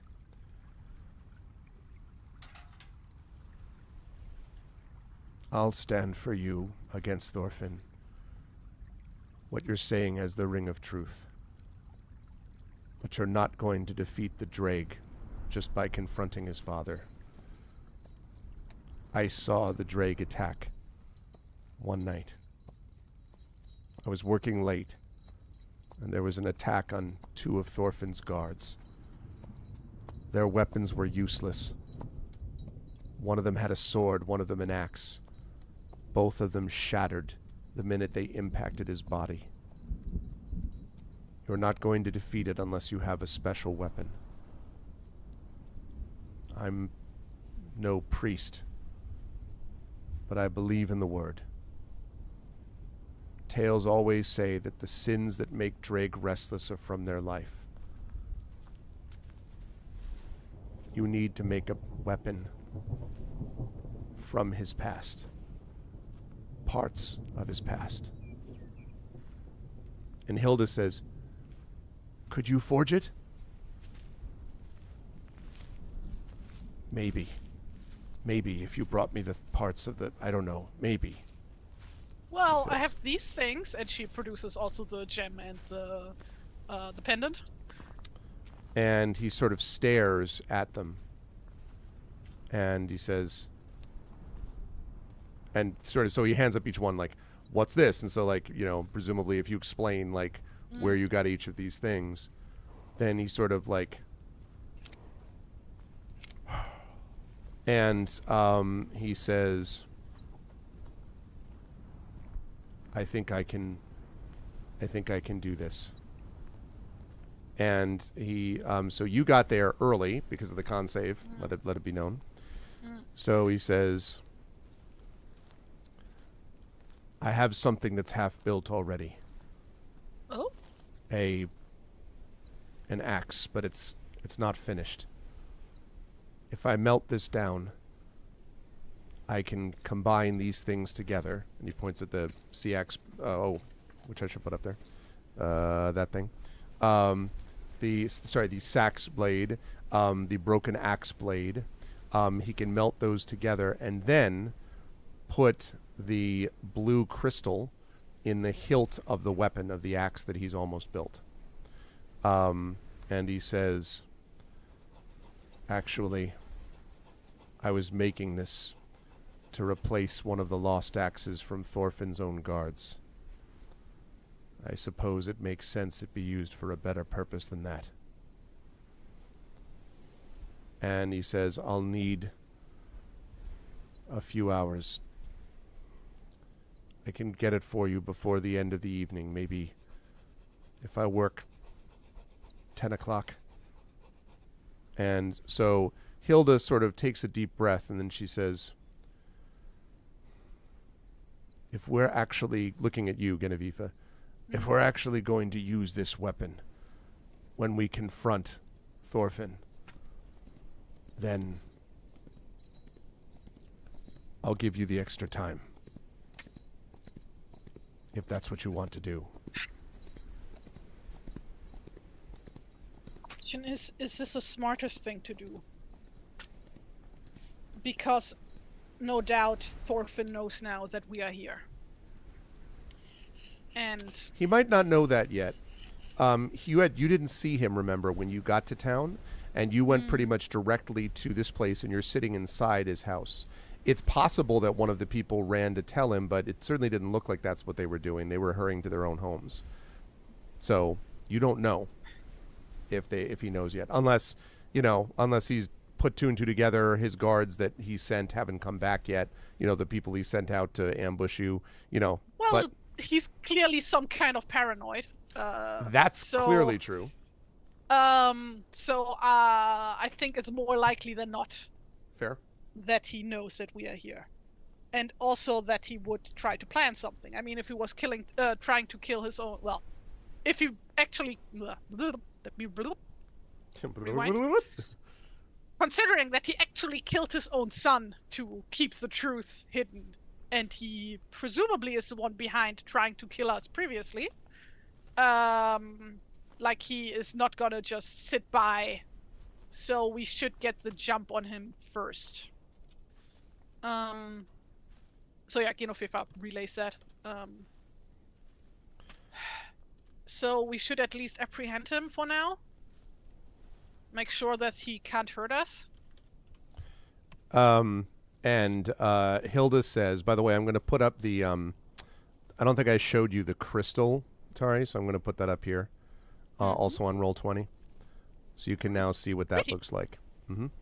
So those are the three components here that you have. So Hilda says, that's fair enough, but they're not going to believe you based on my testimony or even mine and Bo's. They're going to assume that we're all out to get Thorfinn one way or the other. None of us are uncompromised. I don't know that they're going to believe us, and that means we're going to have to kill all his guards to get to the point where they're willing to let us keep him.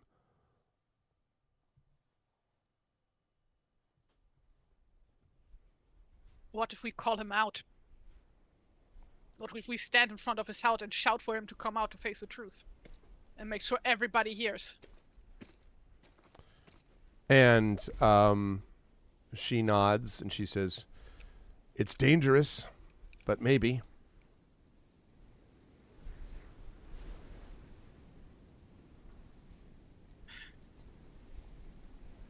Ooh, trial by combat, Triffid says. I do think the truth has to come out here. Or, even if we have this weapon that Bo is gonna make for us. Maybe we can make him slip up. Thorfinn, I mean. If we get him to talk in front of the entire town. And Hilda sort of nods slowly. Maybe. You're pretty good at talking. And, I mean, if all else fails, I mean, you can still challenge him. And if he turns down the challenge, then he shows everybody what kind of coward he is. And you meant to kill him anyway, so... She nods. That makes sense. Well, I don't mind doing it. I'm even rooting for him to challenge me. That would be a pleasure. And she smiles wolfishly. Right. And Bo stands up and goes off to his, is prepared to go off to his thing and start working. Well, I think we're gonna need at least the X-Blade for now as evidence, since it has the truth written on it. And he says, well, all right, but I'm going to need that as soon as possible or I won't be able to make this thing for you. Should have brought the singer with us. There's no way we are gonna fetch him before nightfall at this point. True. Hmm.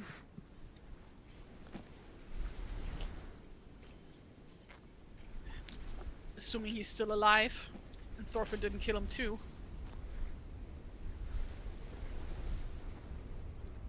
Right. So, can you remind me what exactly was written on the X-Blade?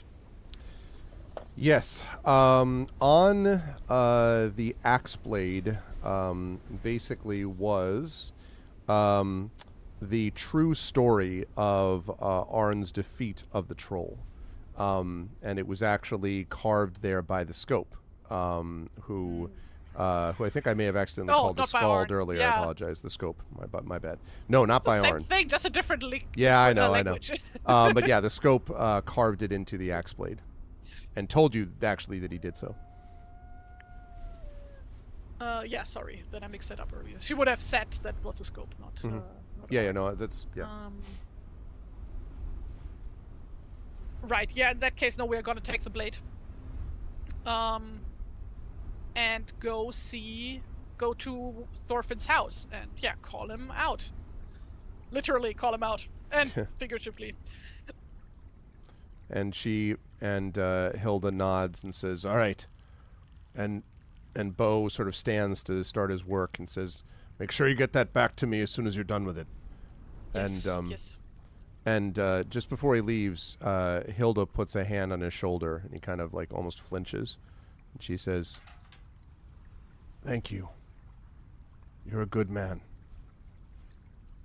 And he sort of stares back at Hilda and at you and then says, "Someone has to be one." And then goes off to his forge. All right. Which means you, not a very big town, can walk out. And this probably was about a half hour, this conversation, I would say. So, yes. Before we go do that whole thing, yes. Genofifa would go back to the ship and fetch like half her crew. And the gang, some backup. Okay. The whole you and what army thing. Now that's interesting. So you're okay, fair enough. So you're coming back with them armed, basically. Yeah. Okay. All right. So you walk in with your armed fierce warband. No, I'm just kidding. But you did come in. Yi and Rigmod arrive by now? Not quite. Nope. Okay. They're not there yet. Probably another half hour, you would guess. So cut back to it's like what is it? Holy Grail, where they keep cutting to the person who's like charging, and then it's far away, and then they cut back, and then all of a sudden they're like right on top of them. Right. So anyway, all right. So you bring yourself and half your crew along with you, and you're now standing in front of Thorfinn's hall, and the two guards in front of the hall sort of are looking at you like, like sort of staring at you. Good evening. Would you mind fetching your master for us? He's at supper. He doesn't want anyone bothering him. Well, too bad. We are gonna bother him. And he sort of says, "Oh, you and what army?" No, he doesn't say that. He says, "Oh." He says, "Why?" We would like to tell him to his face. And he says, "We're not interested in strangers begging for food or coin."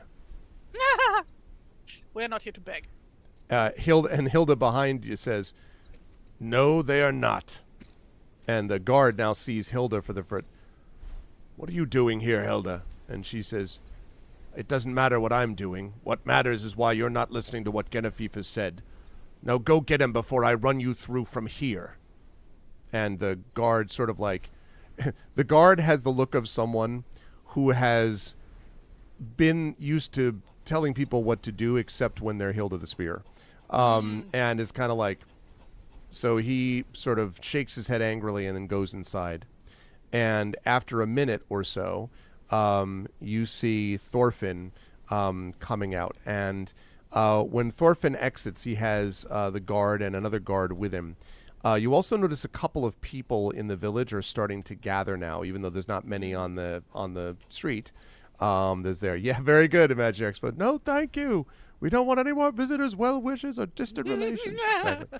Yeah, this is definitely not Hobbit hospitality, though, in this case. And Thorfinn says, why are you here bothering me? I've already explained that there's nothing for you here. And you, Hilda, have already left and betrayed us. I want nothing to do with you either. And he turns like he's going to leave. So, Fefa, coughs. Tries to get herself ready mentally. Okay. Thorfinn! We know that you've murdered your son in cold blood. So so you say that, and there's like this really loud too. Yeah, and so there's this and like a few of the people are like, and like so, you also hear a smash on the ground, and then you see that he has dropped basically I shouldn't say a smash, a thunk and a splash, because he has dropped his wooden mug on the ground, and whatever was inside it is sort of on splashed around, and he says, "What did you say?" I said that you murdered your son Arn in cold blood because he wanted to reveal the truth about not having killed the troll. Oh, did I do that, stranger? It's good to know that you know more of our history than we do. Look, my people, because by this point we've got like maybe 8 to 10 people, and there's some more people now starting to cautiously look out windows, and they come out that. Look, my people, we have another lying outsider who came under a guise of peace only to attack with lies when our people are the most vulnerable.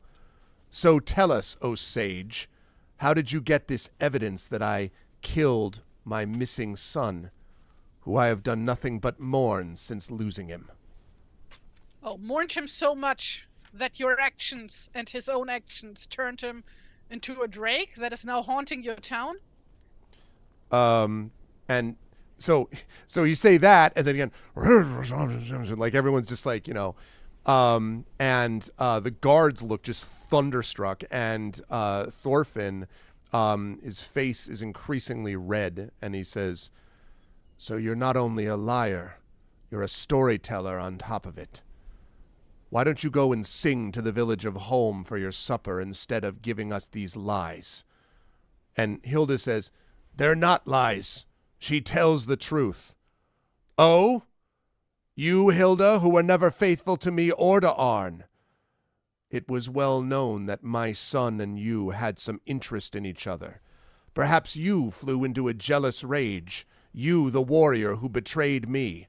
Or were you around when the last Drake attack happened? Did anyone here see her, my people?"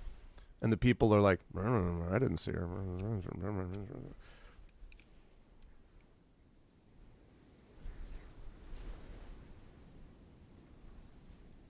Now I completely missed my thread. Lost my thread. Look, she can't even keep her thread. No, yeah, I didn't.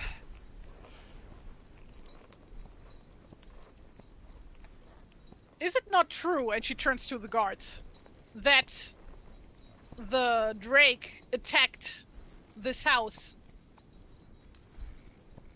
And the guards sort of nod, and Thorfinn says, "Everyone here knows that. Why?"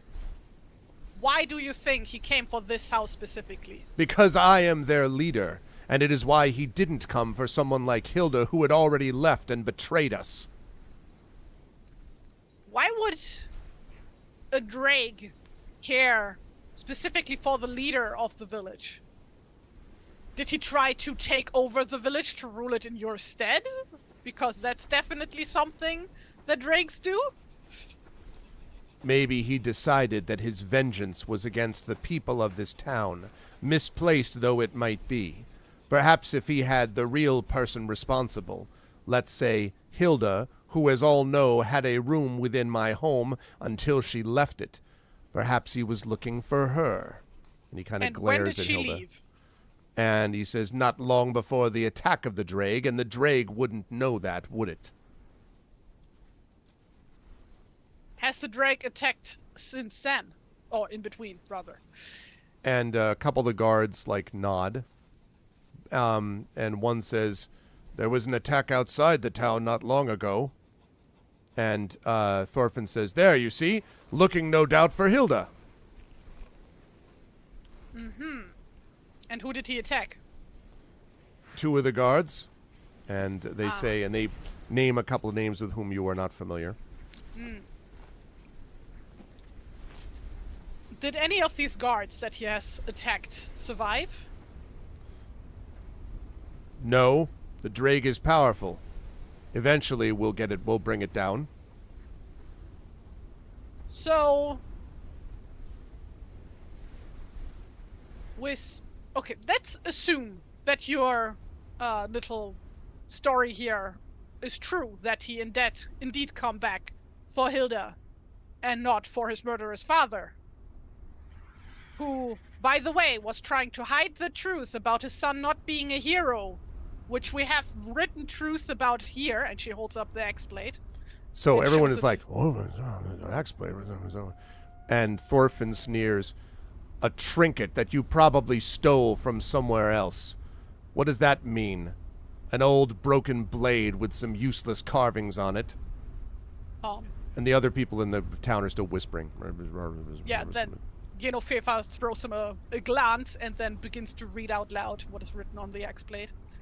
So she goes through, the part of it, and as she goes on, you can see, the town's... and Thorfinn says, "A bunch of lies. You probably carved that yourself." And one of the townspeople says, "How do we know, Thorfinn?" And the other one says, "It's true. The drake attacks have continued. You haven't been able to stop them." He says, "It takes time. Time? Or you didn't want to actually stop the problem." And a couple of others like, "Oh, yeah." Now, probably about 15 or 20 people have now gathered, along with your crew, half your crew. So it's a pretty busy town square at this point, sort of staring up. And so they're all sort of hear some accusations coming. It's not, the crowd is not en masse rejected Thorfinn, but there's definitely a few people shouting some things. Thorfinn, if you are speaking the truth and you would encounter the drake, surely the drake would spare you, right? Especially if he knew where Hilda was. And he says, "Possibly, but a drake also kills indiscriminately along with that it is targeted against. So, if it knew me, it might want to kill me as well, perhaps to get to Hilda. Perhaps it would kill the whole town who enabled Hilda to be the murderous person that she turned out to be." Now, Hilda, at this point, you hear breathing heavily behind you, and she says, "Please let me throw my spear through his neck." And Genofefa, puts a hand on her shoulder.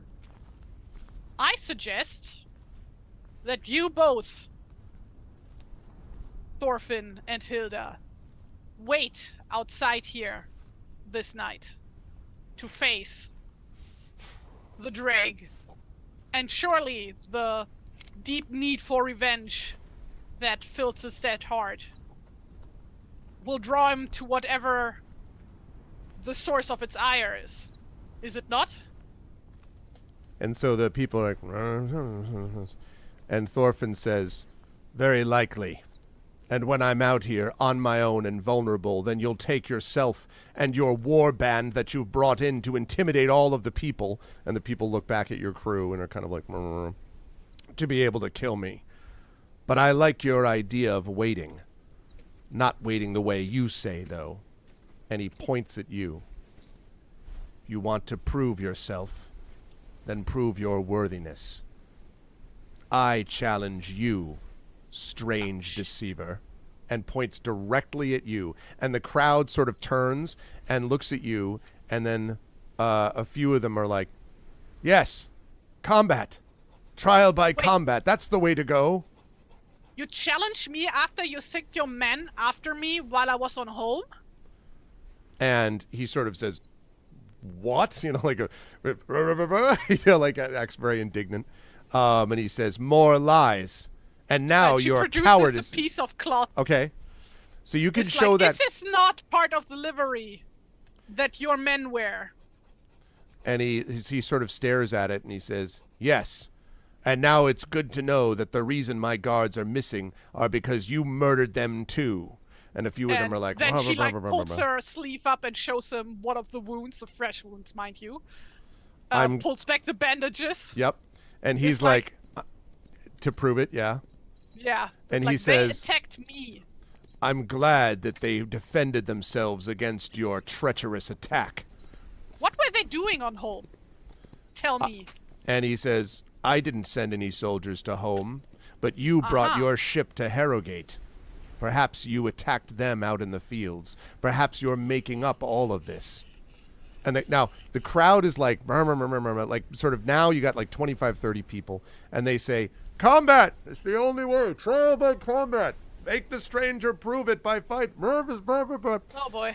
Mundir drops his voice and he says, "I have a feeling, Genevieve, you're about to see whether the righteousness of your position is matched by the righteousness of your bow."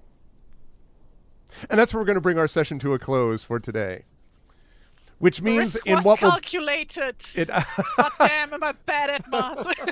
No, you did a great. No. You did a great job. Actually, I love that whole scene. Did I? Oh yeah. No. Because he could very well. Because like the crowd could have been like, "Go F yourself. You're some random ass stranger." You got them all to basically believe that like this is this thing, but like right? also Genofepa is an absolutely shit warrior, and now she has to go up against a seasoned just because guy. they start chanting "break a deal and bust the wheel," 2 men enter, 1 man leaves. I'm sure it'll be fine.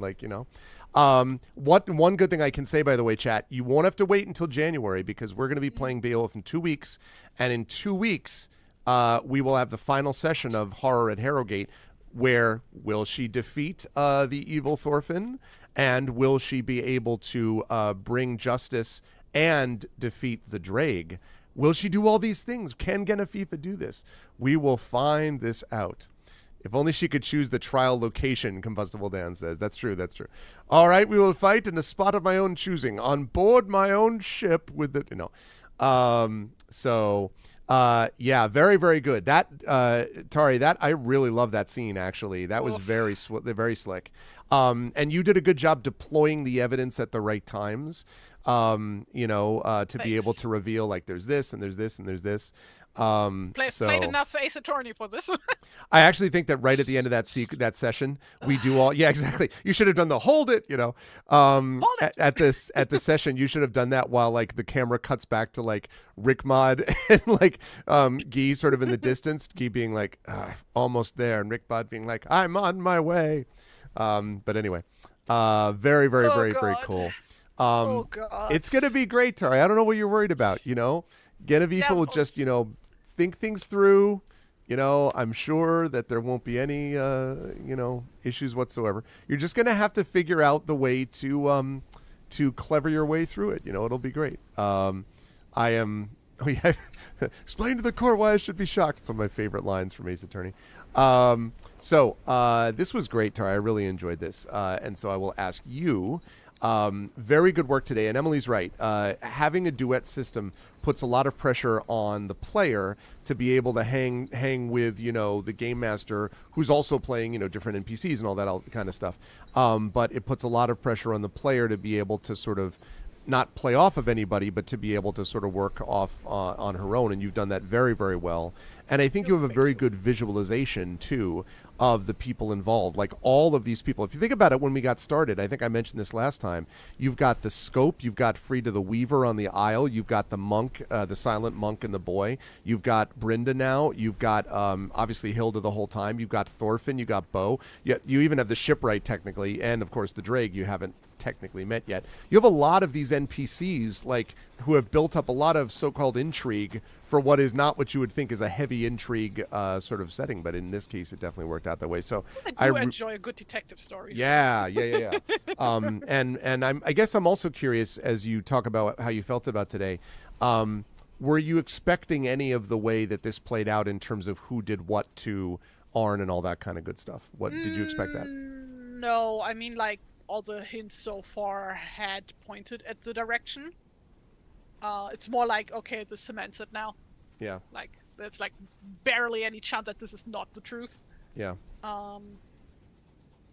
But also, I didn't know how the confrontation itself would go. Like, FIFA obviously wants to try and avoid fighting. Runzel would have just been like, yeah, Hilda, let's go. Right. Let's punch a guy.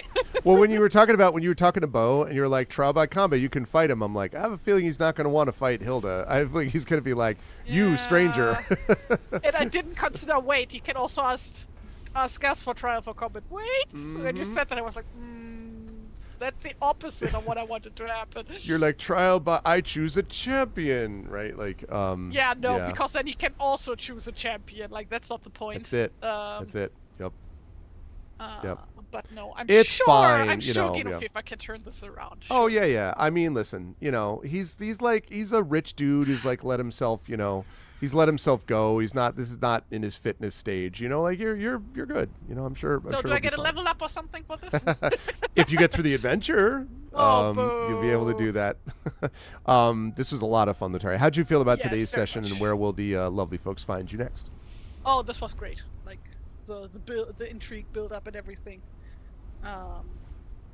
It's just reminds me of Pentiment when I played that. I was thinking yes. Yeah, or I was thinking basically play a detective not by choice, but like also there's no modern detecting system, So it's just like people trying to work out with like without any like modern forensics or anything. Yep. You know what I was thinking about? Kind of work this out. Completely like that for this was Name of the Rose. Umberto Eco's Name of the Rose. Watch the movie, which I am gonna get onto. The movie's good. The book is very, very good. It does remind me a lot of like the experience of, because it's basically like a medieval murder mystery, that this guy has to figure out, and like So. But that's like also what Pentiment is like very heavily inspired by. So. That's true, Triffid. He was strong enough to kick a grown man to death a few months ago. Yeah, Thorfinn is a piece of crap. I mean, like listen, if that's actually what went down, and obviously I'm not at liberty to say yet, then I need to write down, because I have a plan actually, but I'm going to forget in 2 weeks. So let me write this down real quick. I'm not going to tell you. I know. Does your plan involve at all doing the Inigo Montoya thing of staring at him, and then like Count Ruko turning and running the other way? There's a UK series of Name of the Rose. Really? Because I knew about the movie, because it had. Didn't the movie have? Oh God, wasn't Christian Slater in that, and like Sean Connery or something random?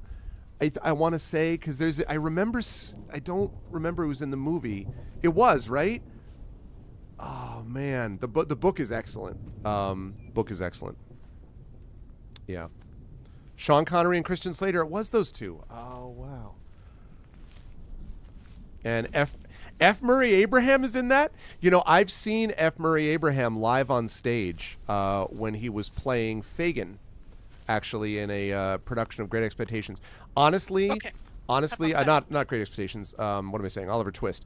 One of the great productions I've ever seen was Theater for a New Audience doing Oliver Twist. F. Murray Abraham was Fagin. And they did the whole thing inside. The stage was set up like this random hurdy-gurdy. So the whole thing was this like Victorian, like dark, dreary. It was so good. It was like because Dickens was not actually like, all right, let's do a bunch of happy stories. Like, it was absolutely legit. The guy who plays Bill Sykes was terrifying. Absolutely freaking terrifying. The lighting and everything was spectacular. I said at the time that I thought Theater for a New Audience was the best theater company working in America at the time, and I stood by that. I couldn't say that anymore because I haven't actively been reviewing now for like 4 to 5 years theater, but at the time, Theater for a New Audience was phenomenal. So now I have to check that out. I didn't know about that. Okay, sorry, Tar, I'm getting distracted on Name of the Rose stuff. Anyway, and then Charles Dickens. So but you were great today, and I'm glad you enjoyed it. Where will we see you next, may I ask? Well, next week with game book illustrations. Yes, the conclusion of Skylord. Skylord. The conclusion of Skylord, finally. Yes. And then pick which book we do then next year, I suppose. That's right. And then in 2 weeks for more of this, when Thorfinn hopefully meets his just end. And maybe we will get to kill a revenant. What does that word actually mean, like etymologically? the Like re for again, right, obviously. exactly. But I was trying to think about the anent part. And I used to know the origin of that Because like the because German word is Wiedergänger, which just means walks again. yeah, Walking well, againer. and Revenant is like a huge part of my Forbidden Library stuff as well. I want to see what I'm actually looking it up because I'm curious what it is. Yeah, Old French. That's right. Yes. Français. Because revenant meaning returning, right? Because the French word is revenir, so it comes from Old French. That was yeah. Oh man, revenants So are. see when Genovefa says revenant, she's just speaking Old Frankish actually. And so every time she does that, Guy's like, I don't actually know how related Modern French and Old Frankish are, so I just looked up, hey, what would people during vaguely this time, vaguely in this part of the world, would the language have been? Old Frankish, okay. That's her mother tongue then, I guess. But I don't actually know anything about Old Frankish, mind you. I should look that up. Yeah, no, this was a lot of fun. Like, woo. Yeah, I'm excited for 2 weeks from now. Actually, I'm excited to see how things happen. Same. It's gonna be a good time. So yeah, but before next week, when we do our gamebook illustration, where can they find you online? Let's say if they want to buy your amazing artwork, for example. Of course. If people want to buy something from me, they can buy my art book, which has all of the, most of the art that I have made for this channel. From like live streams. How many copies of that do you have left, Tari? About a dozen, I think. Oh man, going fast, people. Yeah, it says there, literally a dozen. Route 12. Yeah, so you can buy that at my Gumroad shop, not at my Gumshoe shop, I'm afraid. But get it because this is a detective story. Oh no, I get it. You get it. And beside that, people can follow me on Blue Sky and on Tumblr and on Kara. And also currently, since it's December, it is the 5th installment of Herald December, which is an event that I started in 2020. Which, wow, it's been 5 years. Goddamn. Wow. Which every day, based on a prompt, people design and draw a coat of arms, which this year's turnout is pretty great, especially on Blue Sky. A lot of people have been posting, a lot of new people too, which is awesome. That's good. So yeah, just check hashtag Heraldecember and you will find stuff. This year's theme is popular songs, actually. So yes, that's what the prompts are based on. Of course, today's theme was hotel, so there were a lot of Hotel California themed. Yes. Send in. A lot of pink champagne on ice, I imagine. Yeah, do please check that out and maybe join in. That would be awesome. The more the merrier. Yeah. Please do that. Good stuff. And thank you, Tari. Oh yeah, at TariToons, by the way, that's my user.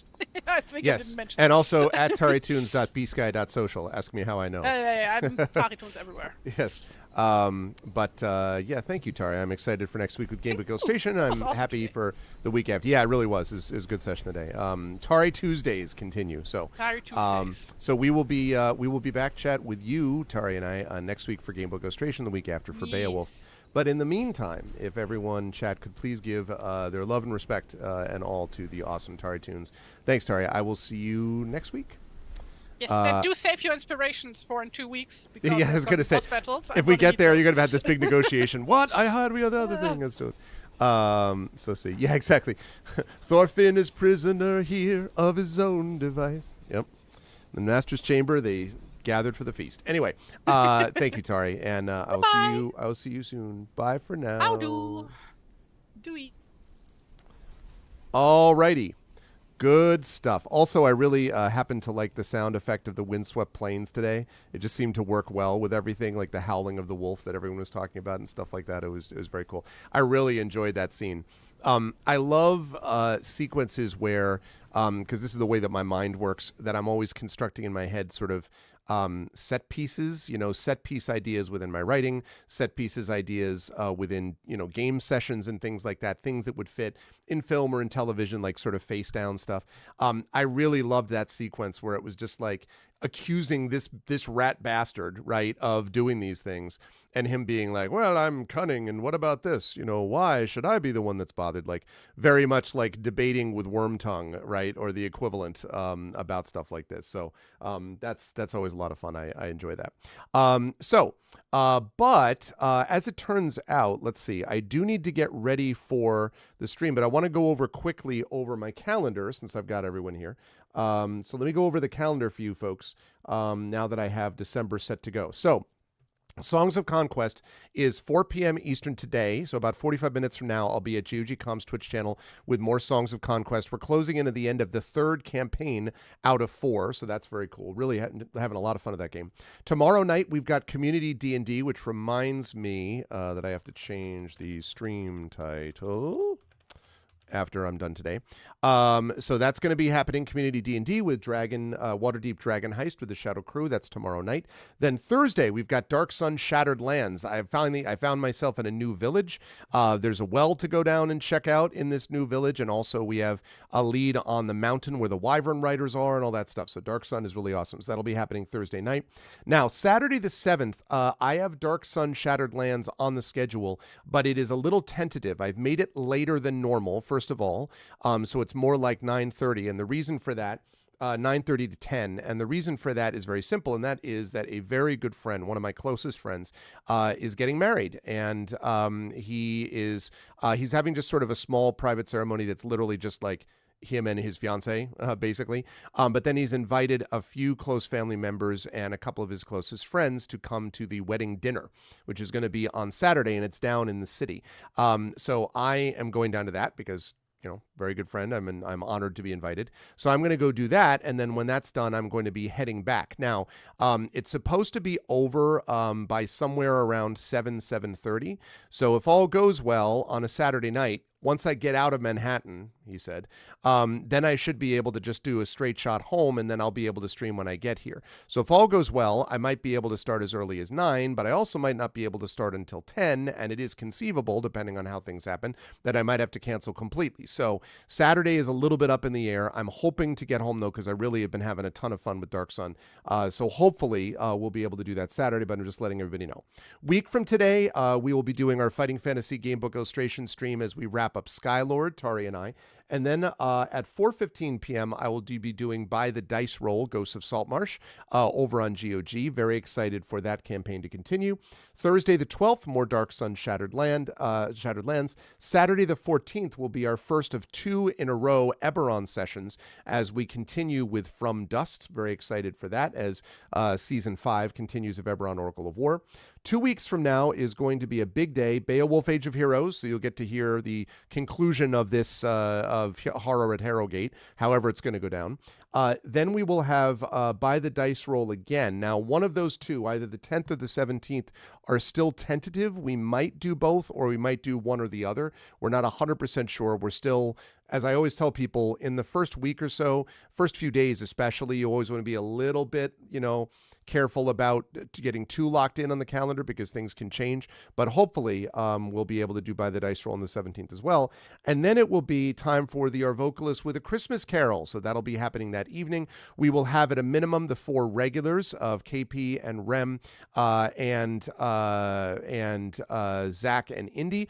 That will be, at minimum, the regulars will be doing the Arvocalis, but also we may get some of the alumni as well, because I always invite the alumni also. So if I've invited some of the alumni who may or may not be able to join us. We will see.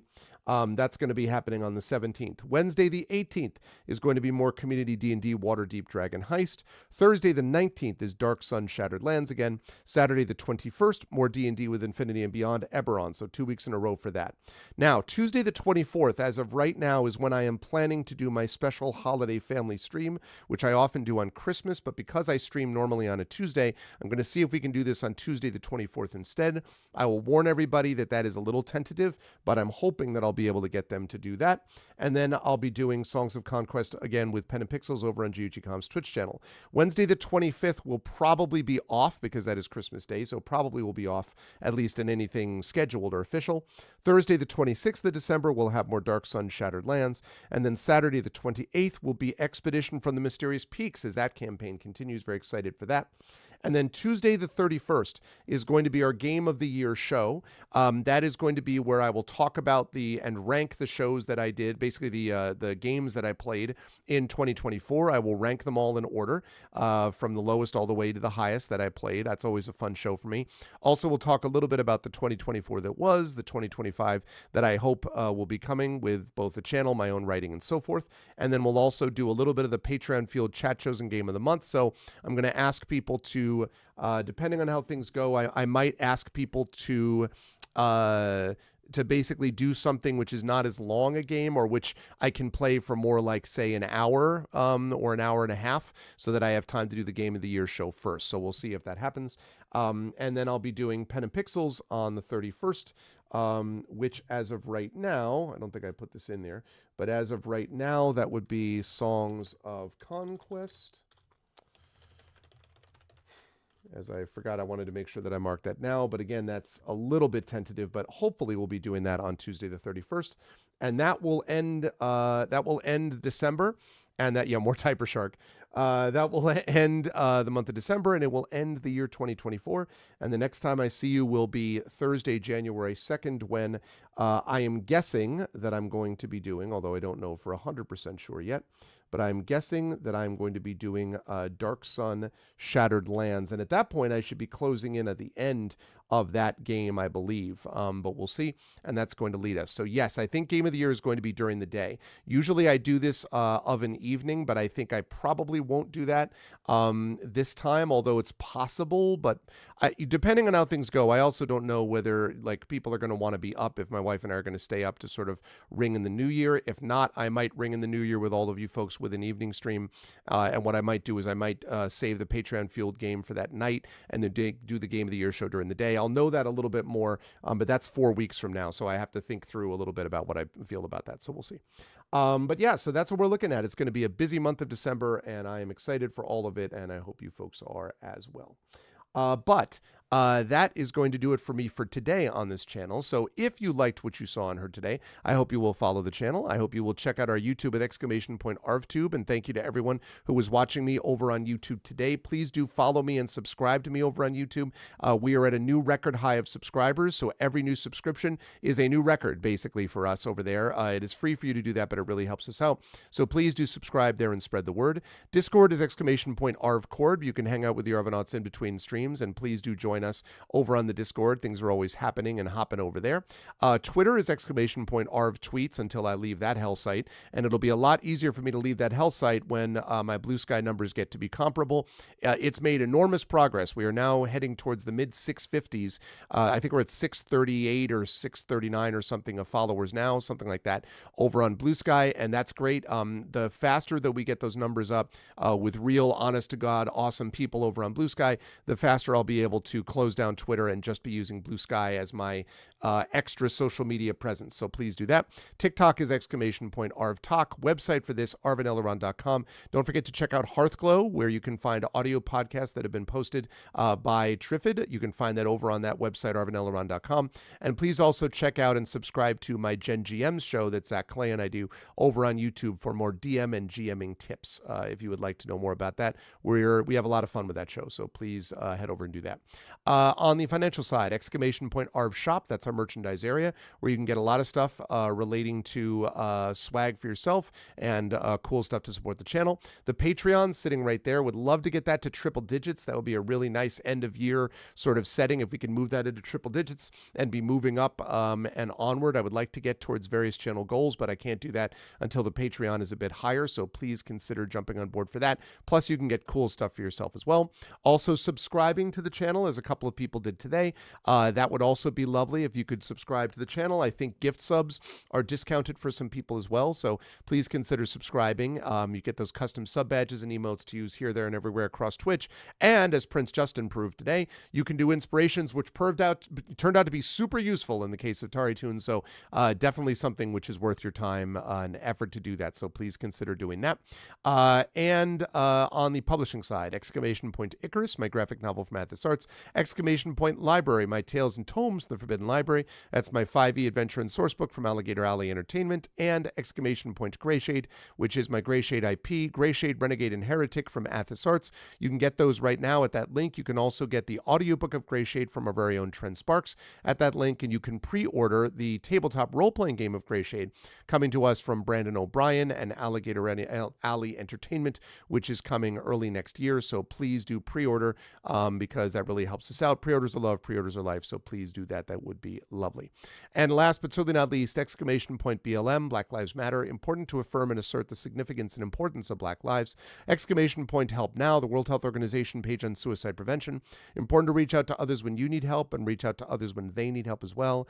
And exclamation point Ukraine, UKRAINE, to help the people of Ukraine as they fight back against an illegal and illegitimate war with bravery and courage, and send the message we will do so for others in the future as well. I want to thank everyone who made this an awesome stream today. Thank you to my wonderful mods. Thank you again to Emily the Invincible. And once again, Emily, happiest of birthdays. Happy birthday to Emily the Invincible today. Thank you so much, as always, to Prince Justin and Triffity Mats. Thanks for the inspiration use, Prince Justin. And thank you, Triffity Mats, as always, for everything and being awesome.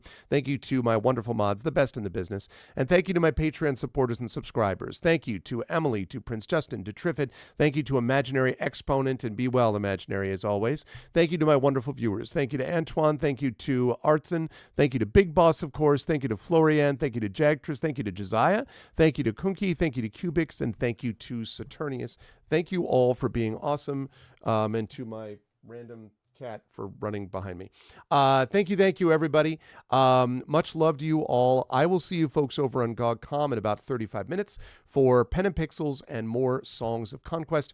And I'll see you back here tomorrow night at around 9 p.m. to 9:30 p.m. Eastern, somewhere in there, for more community D&D with the Shadow Crew, Waterdeep Dragon Heist. Until all of that stuff, more Beowulf to come in 2 weeks. Thanks, everyone, and I'll catch you folks soon. Until then, everyone be good to each other, and have a good afternoon.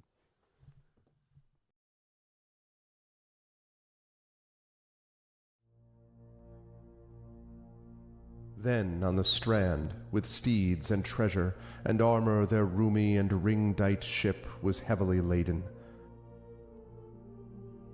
High its mast rose over Hrothgar's hoarded gems. A sword to the boat guard Beowulf gave, mounted with gold. On the mead bench, since he was better esteemed, that blade possessing heirloom old. Their ocean keel boarding, they drove through the deep, and Daneland left. A sea-cloth was set, a sail with ropes firm to the mast, the flood timbers moaned. Nor did wind over billows that wave-swimmer blow across from her course. The craft sped on. Foam-necked it floated forth o'er the waves, keel firm-bound over briny currents, till they got them sight of the Geatish cliffs, home-known headlands. High the boat, stirred by winds, on the strand updrove. Helpful at haven the harbor guard stood, who long already for loved companions by the water had waited and watched afar.